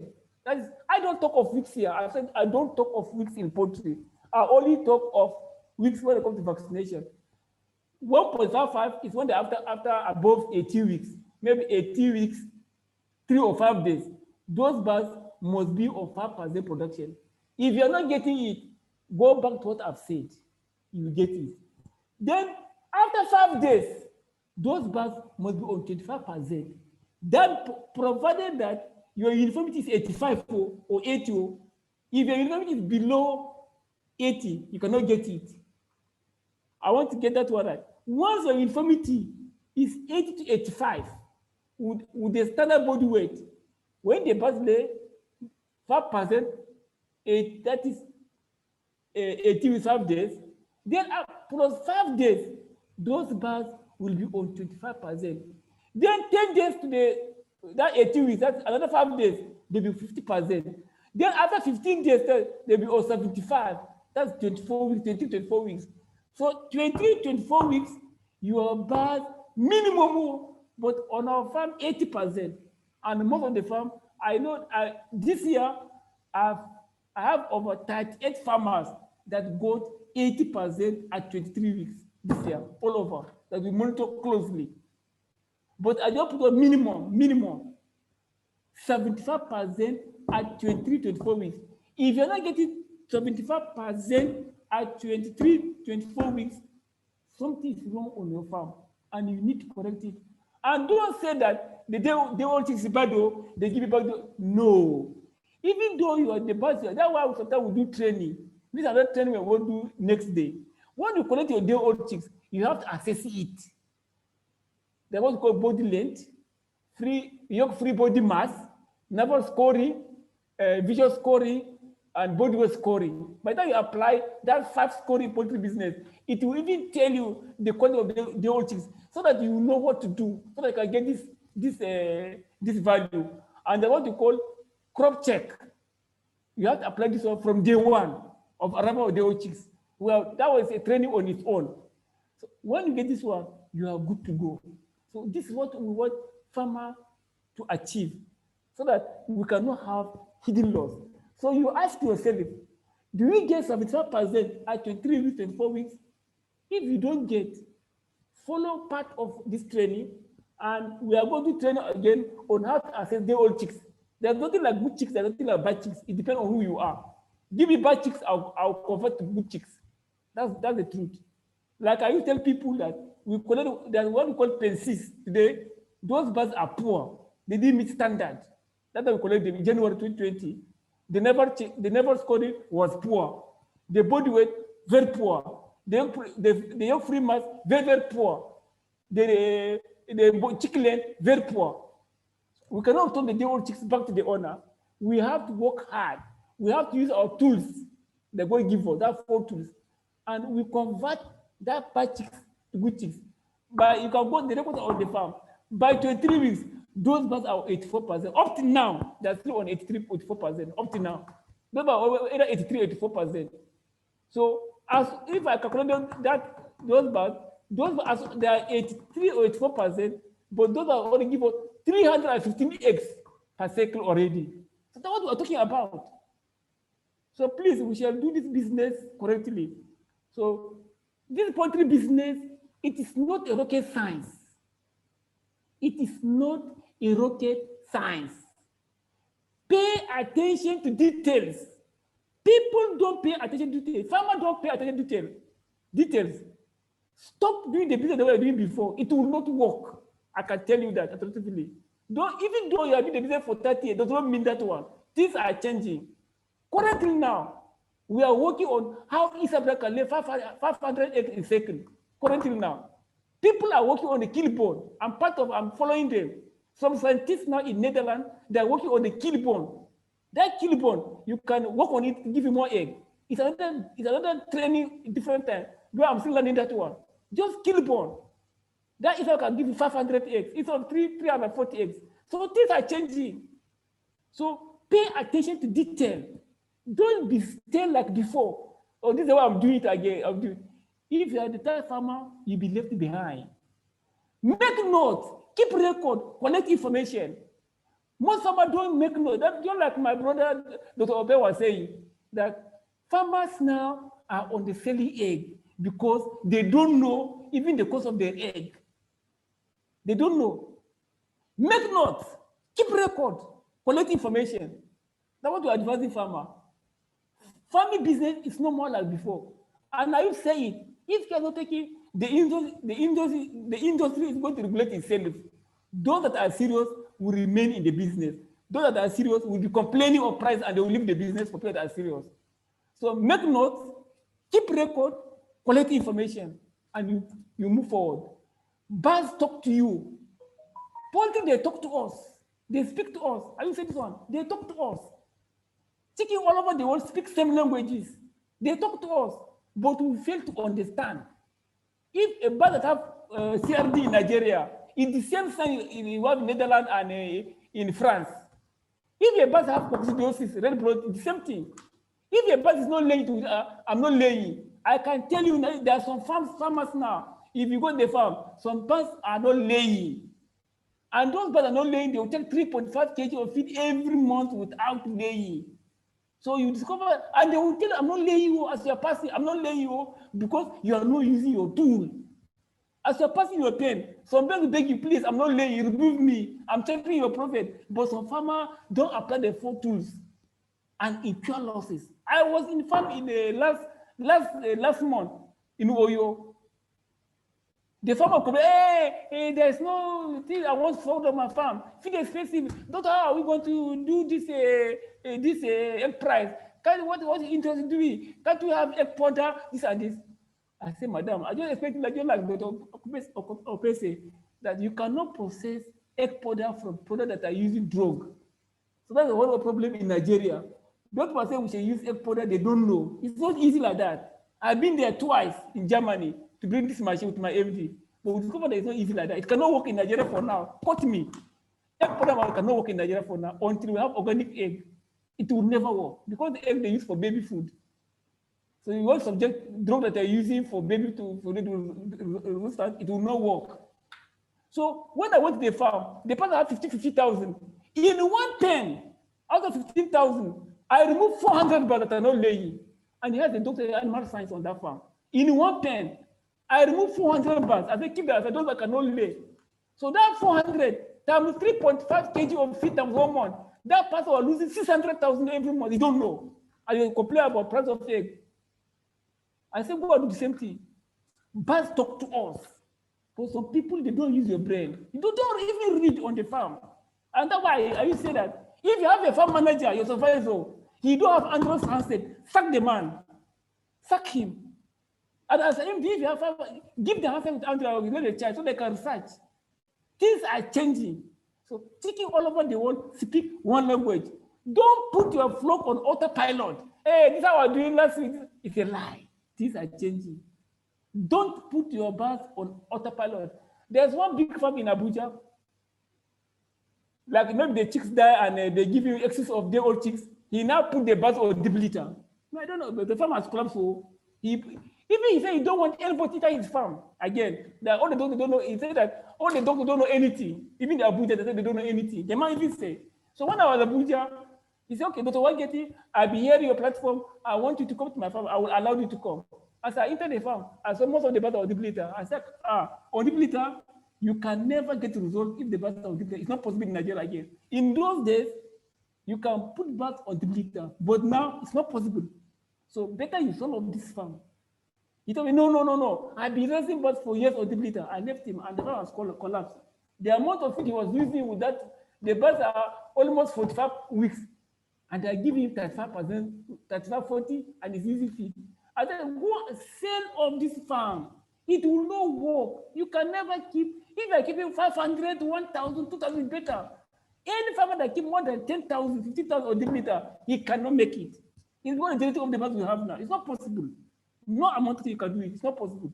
And they're using finished feed. If a million feed, you can now work on the energy to compensate what they are losing. I say, okay, I tell the people that I cannot go and buy drug. They tell me to buy drug. This, I say, it will not work. But he told me that he argued with me that he has been raising in those that are doing well. I left him. I've told him that, okay, when I was managing 1994, 1996 in Ibadan, the formula we are using there, if you use for present bird, the same bird from the same hatchery up to now, those are not even late. So what has gone wrong? So things are changing. Don't put your flock on autopilot. Don't think that this is what I did before. If I do like that, you will still leave the business. Open mind and move ahead. Keep an open mind. Birds are changing every year. What work, the last flock may not work this year. What worked for the last flock may not work this year. Thank you for listening. And thank you all for listening. I'm Dr. James Wageti. Like Opera said, I'm the GM of Adamo Nigeria Limited. Adamo, we are not only selling drug. Most of our business is farming. Drug is by the side. And that's why I'm heading the marketing and the farm. I'm the one in charge of the farm.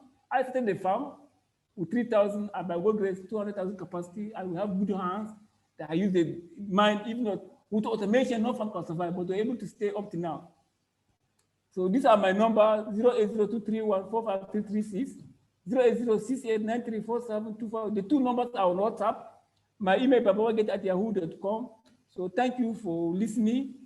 And I want to appreciate sincerely to the PANOC official and PANOC member for giving me this golden opportunity to discuss and share my little knowledge to farmers. And I hope what I've said, you may pick one or two things that can make your farm to go forward. Thank you all very much, God Dr. bless. Wageti. Thank you very, very much. I would say we have been blessed by this presentation. I personally didn't even think I will gain this much from the training. Of course, I knew I'll learn something, but I'm over here taking lots of notes. We are really, really grateful for this wonderful insights. Just a quick recap. You want to get your birds to 1 kg in 12 weeks. These are some basic performance indicators. You have to have good body weight from 4 to 5 weeks. and good uniformity at 16 weeks. Smaller birds are slower eaters, so you need to be very, very uniform when you are arranging your birds, be it deep litter or in the cages. Then production starts at 18 weeks. Try not to transfer birds when they are at full reproductive maturity. Don't go beyond 16 weeks. Then, if you don't know when your birds going to lay, you are not a farmer. If you transfer birds with hand from one end of your farm to another, then you are not a farmer. And if you transfer birds under the hot sun, then you are not a farmer. Thank you very much, Dr. Wageti. It's been a beautiful one. It's been very much worthwhile. I don't regret any single megabyte of data on this. And it's good that we didn't rush you because you knew you had a lot to drop on us. Thank you once again, Dr. Wageti. Thank you. Great farmers, we have come to the end of this program, and now it's time for questions and answers. We will take 2 vocal questions, then we will go and summarize the questions that have been written in the chat box. We have been encouraging people to write questions in the chat box. Wow, we had 150 farmers stay to the end of this program, and now we are down to 135. And I guess some of them are still having questions, or they have some things they want to. So you are welcome. Thank you very much for joining. So I'll start with the first question for Dr. Wageti. Now, are the slides going to be shared? I think he has answered that question, Dr. Yes. Yes, I'm going to slides. you are going to be, like I say, my Oga, I'm going to send a slide to you. You determine that one by yourself. This slide is okay. No more. This slide is not my property. It's a property of Panhog. So it's a property of where? Panhog, Poultry Association of Nigeria, Open State. So we'll use our church mind to know if we want to send it to the farmers. We'll think about it. But my Open State farmers who are definitely going to get it. But don't worry, farmers, rest assured, we are all one. We're all one in this industry. So we need this information, and we'll share it as far as possible as we can, okay? But we want our farmers, please register in your state. If you like what you are doing, encourage your state to do it. If you think your state is doing more, encourage us to do more. So I'll go with the questions that I have written down, and we'll just go ahead and we'll start discussing. We'll let you, Doctor, please write all these questions down. Then, and what I would suggest, yes, like I normally do to my training, yes, if there's any question I want to share with some of we have some poultry veterinarians. There was what we call some poultry veterinarians. They can also share us some of the questions that can give more insight to the farmer. We have Dr. The Odutabi of Animal Care. Odutabi, what's the name? That guy that present on Animal Care, for Animal Care. That was the start Animal Care, Dr. Yes. And then Dr. Abdul Aziz from Ogun, and Dr. Wageti. The 3 of us are going to share the answer. We have Dr. Aduta, sorry, what's his name? Sorry, for Animal Care. Dr. Daniel Aduta. Okay, Dr. Daniel, part of these are poultry veterinarian that respected. Dr. Daniel will also take some of the question. Dr. Aziz, who is a more technical officer that cover Ogun State, he was also part of the answer some of the question, and myself. Let's share it. I want it that way. Yes. So please, would like to, Doctor, if you can, maybe you can now forward the questions to them. You can just let them know who should answer what question. But I will read all of them to you now, and you can quickly take them. And after you have written all of them, you take them one by one. Okay. The first question is, can feed be used from day old to 5 weeks old? That's a hybrid feed. That's for the hybrid presentation. Can their broiler feed, the 3-in-1, can it be used from day old to 5 weeks old? If the hybrid representative is there, please note that question. How long would the birds lay if these conditions are met? Conditions being 4 to 5 weeks body weight, uniformity at 16 weeks, 1 kg at 12 weeks. How long would the birds lay for? Then explain uniformity of birds and its calculation at 16 weeks. I'll merge that with another person who said that, how do you calculate uniformity at 16 weeks? The person was asking, I think they may want to look at that slide again on calculating that uniformity. Then, in the situation where there's fluctuation in feed supply, during the first 5 weeks of brooding, how do you achieve the expected body weight? We are talking about fluctuation in feed supply. So what is the acceptable livability for broilers at 6 weeks? Or what is the acceptable mortality rate? How do I ensure farmers are met if I bought point of lay? Okay, how do I ensure these parameters are met if I bought point of lay? That means they're not the ones that raise the bets. How do they ensure that? I think you have mentioned something about that. Somebody asked, what is cage fatigue? Then another person asked, do these principles work for Noila birds? I guess there's the Noila breed of birds. They want to know when can debeaking take place? Somebody wants to know when debeaking can take place on their farm. I think it's okay. Because of our time, maybe some of them they can send we send to me, I will send to them. I think better, even though we will not be able to finish. I think what I will sir, what I advise, okay. Some of them they can send even though we will not be able to close now. So what I would suggest that, and we don't want to say we didn't answer some of the farmers' question.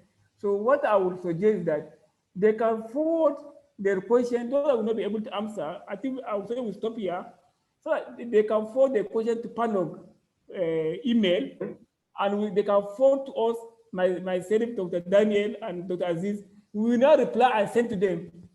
Wonderful. I think that would be better. Wonderful. Yes. Wonderful. So they can send no problem. We can answer some of them, and that's what we want to answer to them. We're going to attend to them all questions. Let them send to PANOG email. Okay. Then with myself, the three of us, we now answer them. I think that would be better. If not, we'll not be able to. The questions are getting. I think that people are interested in the topic. So let's do it that way. That's what I would suggest for now. Wonderful, wonderful. Thank you. Was quite adamant about. The person said that, how long can birds travel? This person was asking about a point of lay.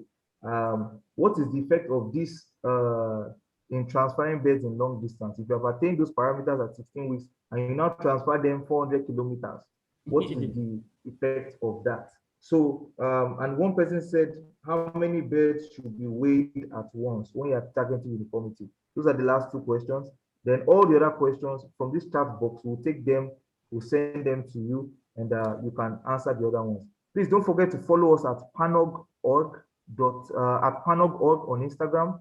That is where a lot of the follow-up from this presentation can also be addressed. You can also put some of those short, important questions and answers. That's Q&A. With the answers Dr. Wageti will give us. Follow us. We'll post some of them there as a teaser. Thank you very much. So, Doctor, over to you. You can answer those questions. Okay, thank you. Dr. Daniel, can you hear me? Dr. Daniel. Is Dr. Aduta with us? Yes, let him unmute himself. Oh, Dr. Aziz, are you there? You are this shortage of feed, people are selling feed now. That's why I want to answer your shortage of feed, all this, so that you can explain how animal care can come to their aid. Yeah? As Dr. Aziz is here, sir. Okay, Dr. Aziz, can you, did you know the question? Which of the question do you want to answer? I don't want to tell you. The one you know you can answer very well. I don't want to. I actually got the one that has to do with We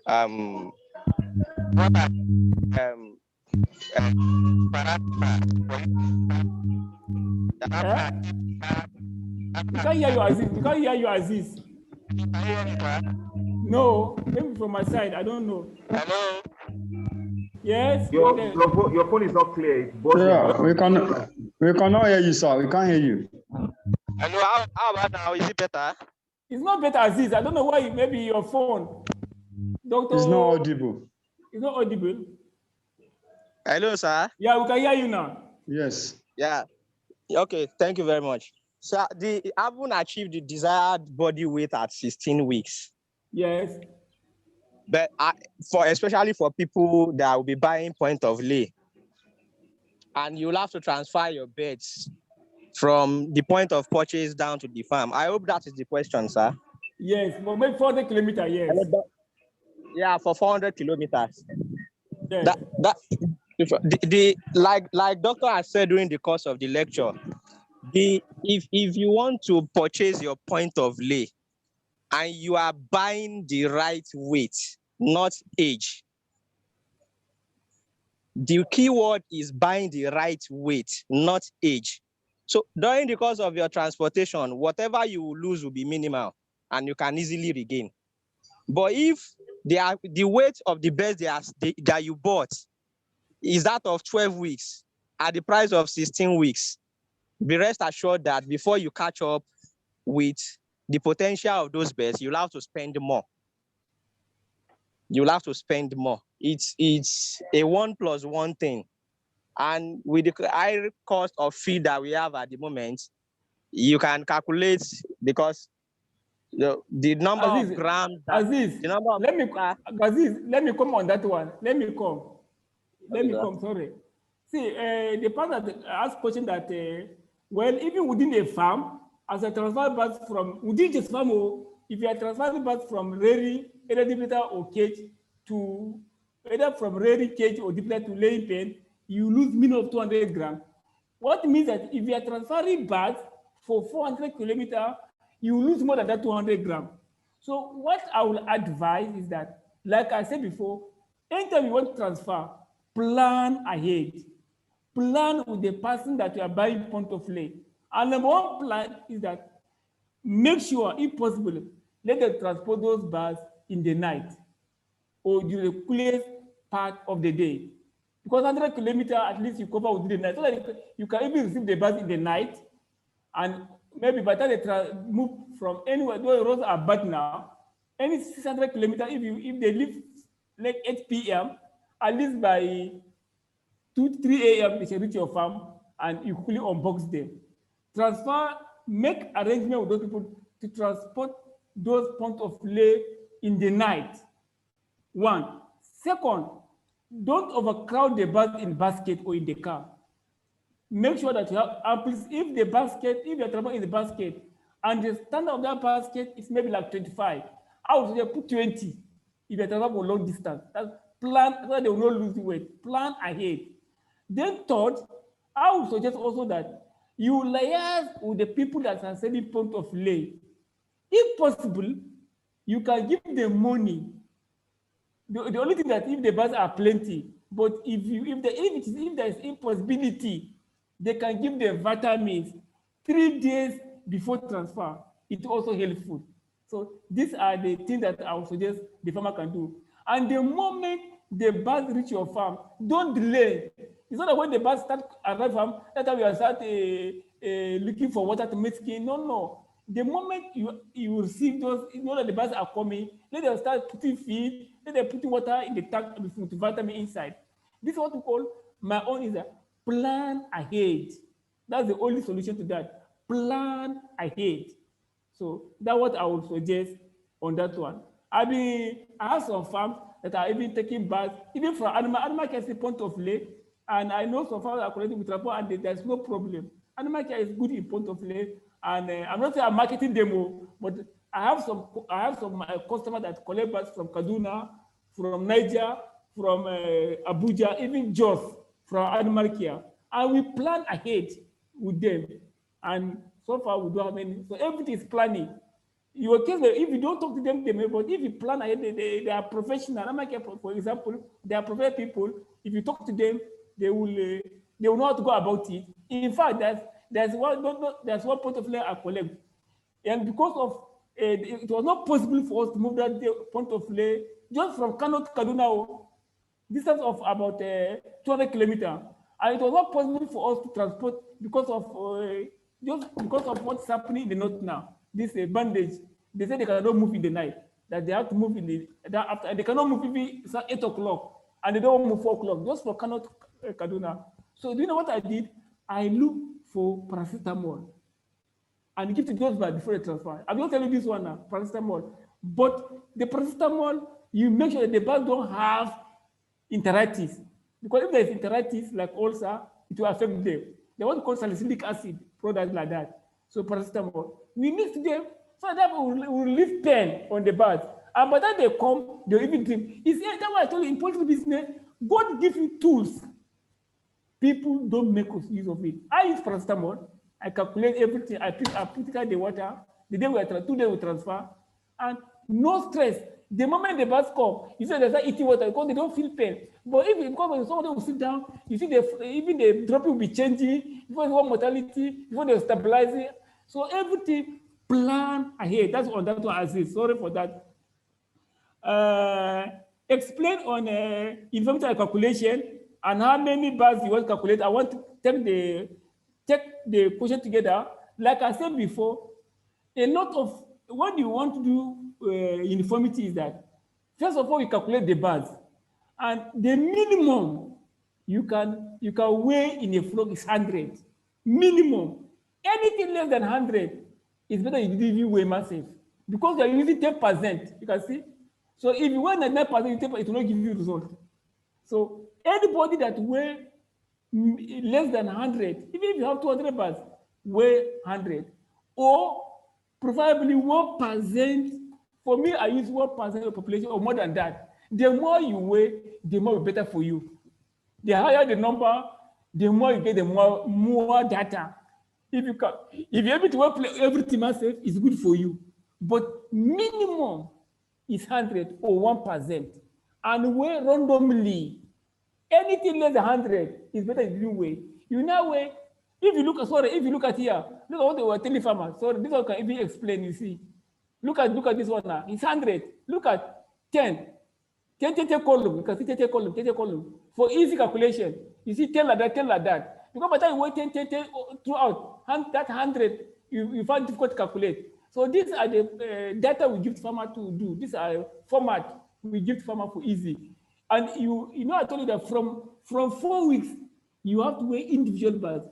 After 4 weeks, if you're in a group, you are not doing it right. It will not give you any data. Like I told you before, from day 1 to 4 weeks, you can weigh in group, and maximum can weigh a group is 20. If we're more than 30 in a group, it also can damage or suffocation happen. That was say from 1 week to 4 weeks, weigh in group, and the maximum of birds in group is 20. Then from 4 weeks and above, weigh individually, and minimum 100 birds. And these are formats we give to farmers. You can see 10 column here, 10 times 100. So you can weigh, so like add there like this, add there like this, add like this, add like this, then add like this. It will give you correct value. So you can see this one total is 1 divided by 100. It's 139 divided by 100.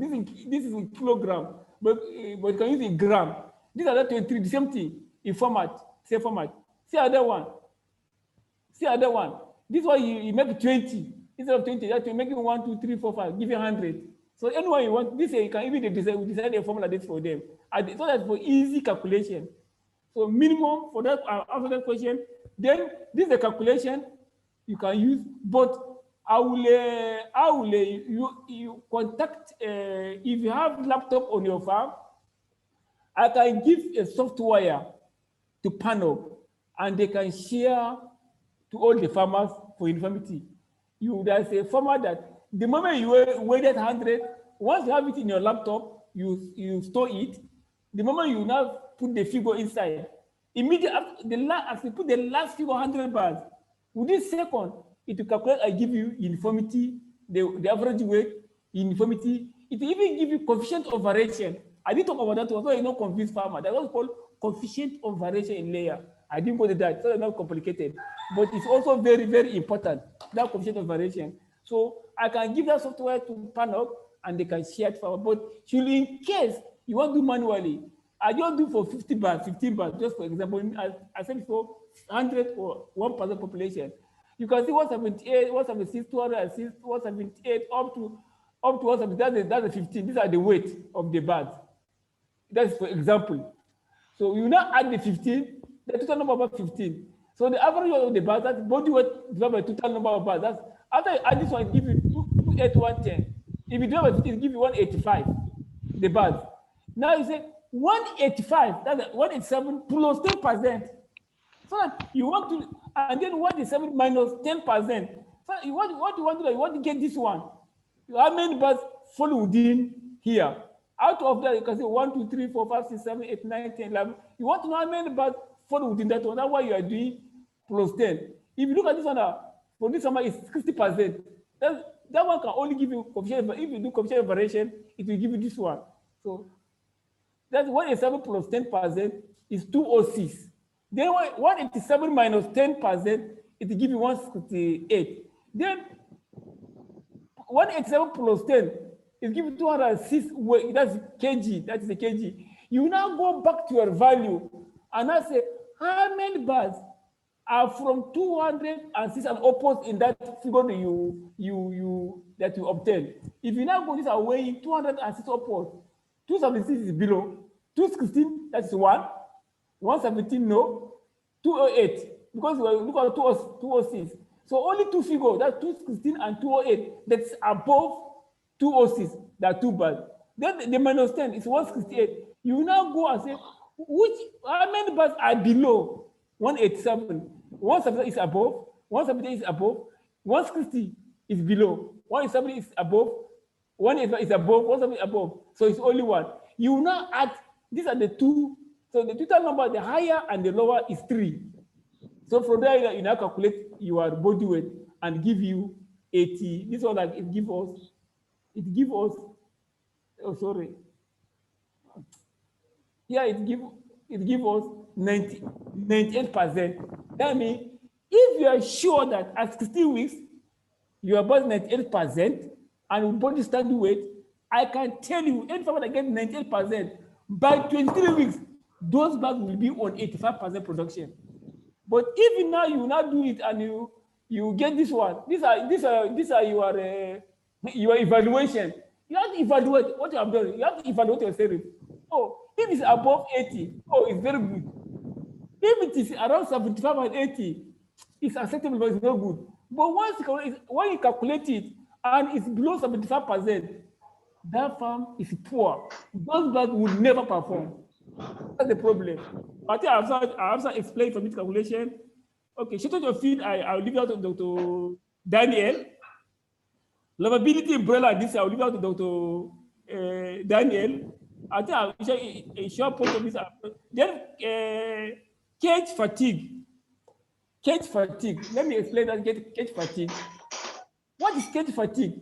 Cage fatigue is a situation that, like I said before, is that in layers, the birds drive that this egg we are eating, it takes only 4 hours for egg to form.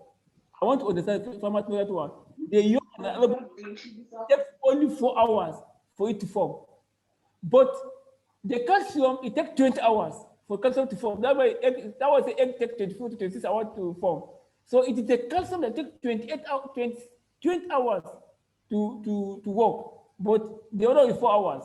And you find out that in the birds is that that shell that is on the yolk and the albumin, the birds get it for two sources, from the feed and from the bone. Farmers understand that it's not only from the feed, it's from the feed and from the bone to form that shell you are seeing. So if at the time of lay, your medulla bone is not reserved with calcium, those birds will have, because they utilize the calcium, everything in the bone to form the shell, nothing. So that's why we advise farmers that poultry is calculation. So you find out that, like I said, when you have 1 kg at 12 weeks, you are good to go. The moment you get 1 kg at 12 weeks, it is very sure, unless something happens, you get 1.3 kg at 16 weeks. And once you get 1.3 kg at 16 weeks, you know that if you want the birds are growing by 90 grams, if you got 90 grams times, so that's 180. If you get 180 grams to 1.35, it's only 1.5. That means by 18 weeks, those birds, they will start laying. So, and I've told you that the ovary takes 10 to 14 days to form. So anybody that labor 18 weeks, that means the overall will be forming by 16 weeks. That one is could bring calcium. The difference between calcium and pre-layer and grower is 2% or 2.5% calcium. So that there's only reserve calcium in the bone. So that the moment the bird is drawing calcium from the feed and the bone, there is still calcium that remain. And that's why sometimes if you look at it, is that it is towards evening the birds take calcium. The calcium formation takes place around 7 more minutes for questions, sir. the calcium formation takes place 2 a.m. in the evening. And that was sometimes if you are feeding your birds, it is better to feed more of the feed in the other day in the morning. This is another topic on its own also. So I think I've explained. And that way, cage fatigue is issue of calcium. But sometimes you can give calcium mineral like electrolytes to like intracaseral. But then you give them, they will go back to their feed. But you are spending money. Because if you look at cage fatigue, the boys are fragile. The moment you drop them down and you put them 2 days, they stand up. Thank you for that. Then there's the big, but let me leave Dr. my colleague and a sound poultry veterinarian for animal care to answer our shortage of feed supply, durability, and livability and preserve broiler something, because they're also selling broiler feed. So Dr. Daniel, it's over to you. Dr. Daniel, if you're there, over to you. Aziz, hello. I'm quite. Hello.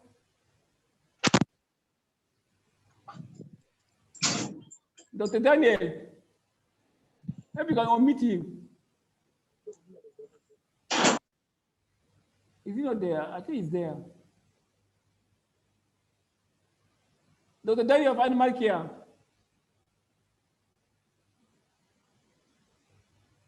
Maybe he's not there. Well, on this shortage of or this issue feed, like the only thing I will suggest is that for you not to run out of feed, you have to plan ahead. That's why sometimes when anytime you go into poultry business, you have to do what you call a feasibility study. Not that you just go and buy birds and you don't know what the feed will eat. And you know, in poultry business. Sorry, doctor. Yes. Yes, sir. Go ahead, doctor. Just wanted to let you know I'm here. Sir? Go ahead, sir. Go ahead, sir. So on this, how to avoid shortage of feed supply is that the farmer have to plan, because if a fish from maybe for issue of money or from maybe the store people that don't have, so you have to plan ahead to your supplier, even where you are buying your feed, that okay, this is your brooding, this is the number of feed that you need. They say so that not that you just walk in and buy and walk in and buy, it will sometimes it will not work. So whatever I believe in planning, everything is planning. So even if they are running out of stock and you have informed them in time, they can keep that feed for you. So everything is planning. So that this issue of feed will not happen. And even some farmer, they may run out of money at the end of the day. That's why they will run out of feed. So on that one shortage, maybe if Dr. Daniel is still there, but everything is planning. It's planning. And if one feed is not available, I think there's other feed that you can buy. There's another feed, provided they are all chick mash. You know, we can tell you those feed that are, you can even ask a professional, we can tell you the top 4 or 5 good feed in Nigeria. You can buy anyone, there is no problem. Because the most important thing that let them have the standard energy requirement and protein requirement, irrespective of what they're using. I think you are still good to go with that one. Then there's debeaking. I don't know. So what the person will ask you about debeaking? That debeaking. What time to debeak? I don't understand. I missed that question. Hello, sir. They said, at what age should birds be debeaked? When can debeaking take place? Okay. Debeaking can take place based on the management on the farm. But sometimes what I advise farmer, because of this Gomboro issue, because in Nigeria we have from 5 to 6 weeks, there is Gomboro. It's a Gomboro zone. So I would advise don't depict at that period, that Gomboro zone. So you not put stress on the bird. But you can even depict at day 1, at 1 week, at 2 weeks, 3 weeks. It depends. If I depict at early stage, it's a bit better, so that it will not affect the growth stage when you're depicting at old stage. But my own advice is that, based on the way I understand the poultry industry, is that avoid depicting after season because of this Gomboro issue, so not put stress on them, and avoid depicting at 7 and 8 weeks because that's the highest growth peak. So usually I used to tell my customer to depict around 9, 10 weeks, but don't depict after 12 weeks. Depict before 12 weeks. Depict your birth before 12 weeks, but avoid depicting from 1 week to 6 because of the Gomboro. But the better depict can be at 2 days, 1 day, 3 days, 1 week, but depict at 8 and 9 weeks. That's my own advice. But don't depict after 12 weeks. Any farmer that depicts after 12 weeks, you have killed your business, because that 1 kg you attain, the bird will lose it. And that's why you tell farmer that after 12 weeks, 2 things remain for you: the transfer and give of vaccine. Don't depict about after 12 weeks. Never, never.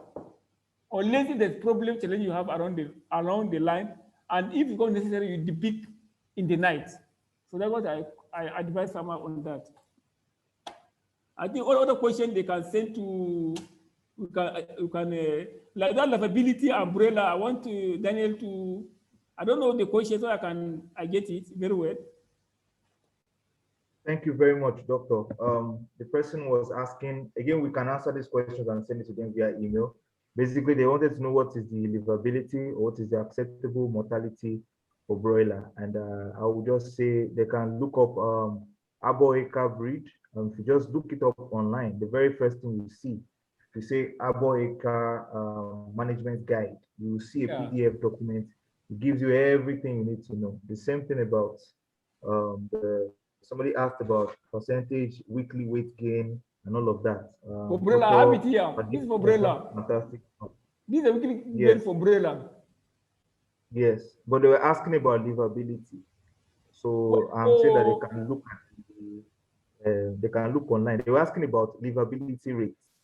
Is that I think for the base of my knowledge is that farmers should try as much as possible as mortality, but should not pass 2%. Should never pass 2%. Exactly. So thank you very much, Doctor. Our time has been fast spent, and I would say it has been a very, very valuable experience for us farmers and also practitioners, feed millers, different fields in the poultry industry. Different stakeholders are represented here from all across Nigeria. It's not just Ogun State, all across Nigeria. And we are glad that we're able to do this. There are no regrets. And I want to now move on to the next phase of the event. PANOG has been the host of our annual poultry show, and the poultry show will be taking place at the end of the year. But I will let Mr. Olushola Mr. Shola Ogunleye is going to go ahead. He's our welfare officer. He's going to go ahead and do the vote of thanks for us. Mr. Shola, you have the floor.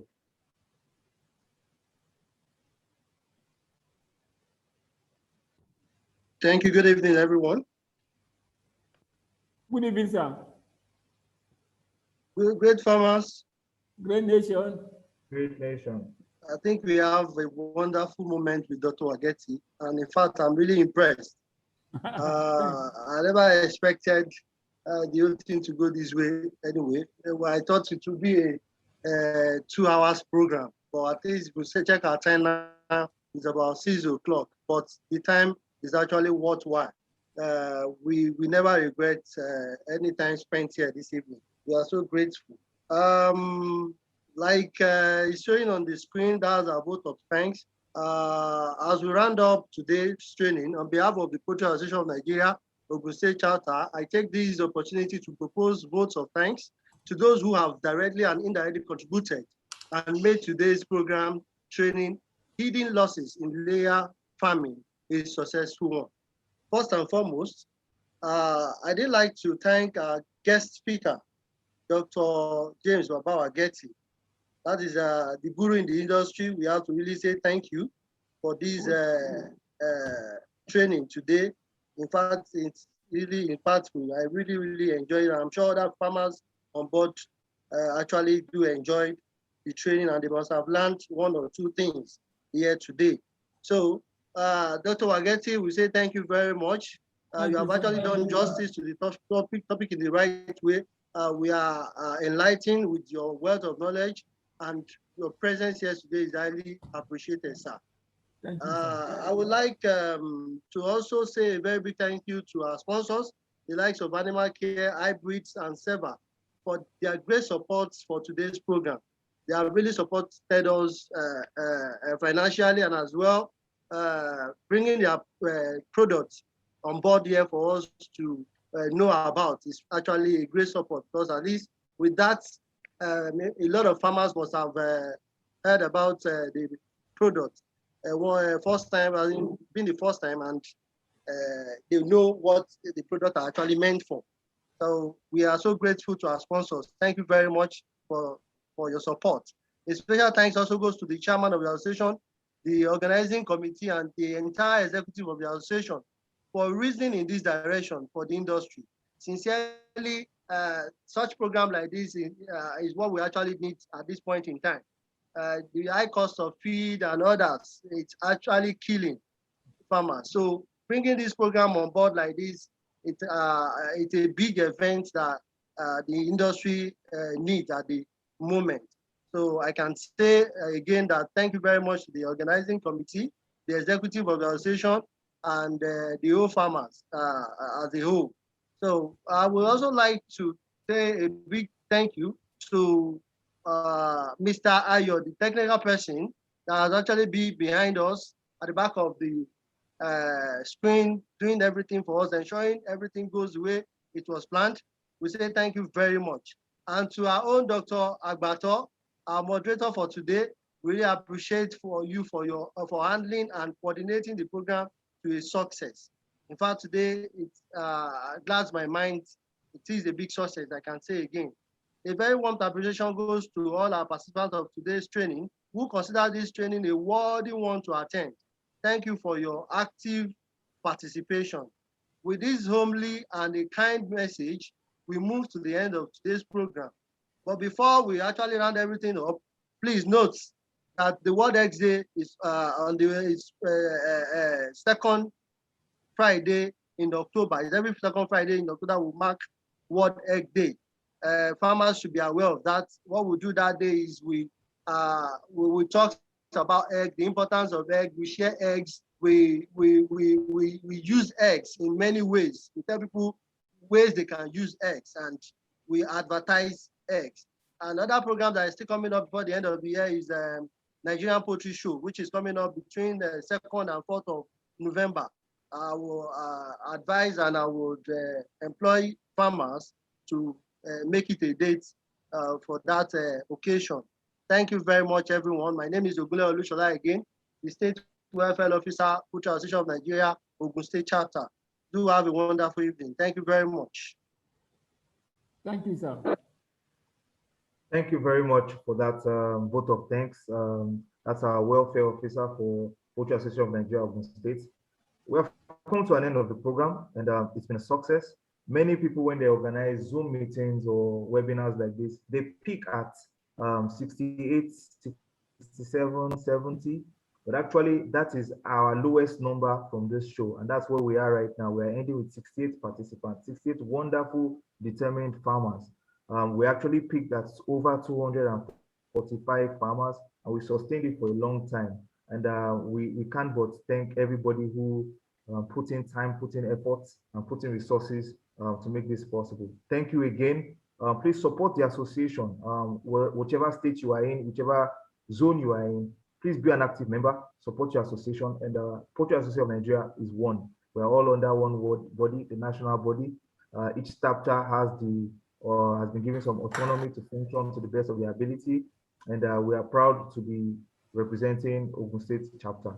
Again, for Ogun State farmers, please follow us on panog.org on Instagram, on Facebook, on all our social media platforms, PANOGORG, and you get live updates from everything we're doing. And don't forget, if you haven't, we've said this many times, but data is life, data is key. We need information from our farmers so that we can build strength in numbers and we can move mountains and we can reach the people that need to hear our voices. They move when they see numbers and they move when they see organization. Thank you for the Ogun State farmers for keeping us very organized. I want to appreciate all the members of the Central Working Committee. This is not another vote of thanks, but I'm just trying to tick off some things from the checklist.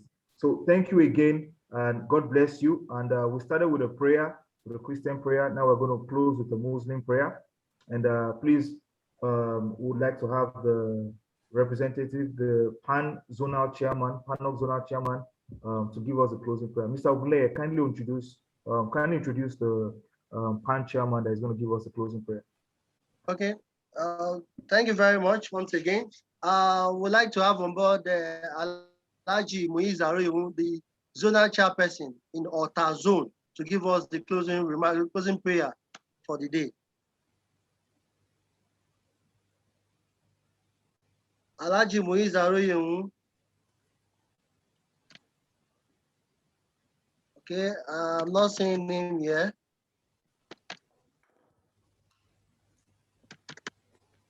Mr. Ogunleye, if you don't mind, you can do the honors for us. We'll give all thanks and all honor to God. We glorify his name for giving us the opportunity this evening. We thank him for putting everything the way we actually planned it. We have actually set this date for quite some time, but thank God, to his glory, today comes and it actually comes to an end for the program, and it was a success. Well, big glory to God, big glory to God, big glory to God for the successfulness of this program. We thank you, Lord, for putting today behind us now, the programs today behind us now, and it was actually a successful one. We thank you for all you have done for us, for our members, for the industry. We thank God, thank you for all you have been doing for us, and we give honors to your name. A'udhu billahi minash shaitanir rajim, bismillahir rahmanir rahim. A'udhu billahi minash shaitanir rajim, bismillahir rahmanir rahim. A'udhu billahi minash shaitanir rajim, bismillahir rahmanir rahim. Alhamdulillahi rabbil alamin, arrahmanir rahim, maliki yawmiddin, iyyaka na'budu wa iyyaka nasta'in. Ihdina siratal mustaqim, siratal ladzina an'amta alaihim, ghayril maghdubi alaihim waladdallin. Amin. Subhana rabbika rabbil izzati amma yasifun, wa salamun alal mursalin. Alhamdulillahi rabbil alamin. Thank you very much. Thank you very much. Please be on the lookout for our egg pricing and poultry product pricing recommendation. I believe that can be one of our biggest strengths as an organization. Please, when we put out prices, let us work together. It may not be easy. It may not be easy on the first 2 days. It may not be automatic. We have to watch it. It's going to be a risk we're going to take. But after we put out those prices, we have to stand firm. We have to stand firm. Even if the eggs don't move for 2 to 3 days, eventually it will move because there will be nowhere anybody can go. But then again, it's a free market. You have a choice to set your prices. But please let us remember that the more we stand in solidarity, the better, and the further we go. Not just eggs, for the chicken, for all our poultry products. Let us work together and work smartly so that we don't experience these hidden losses and we price accordingly to what it should be. Thank you very much. God bless you. Bye.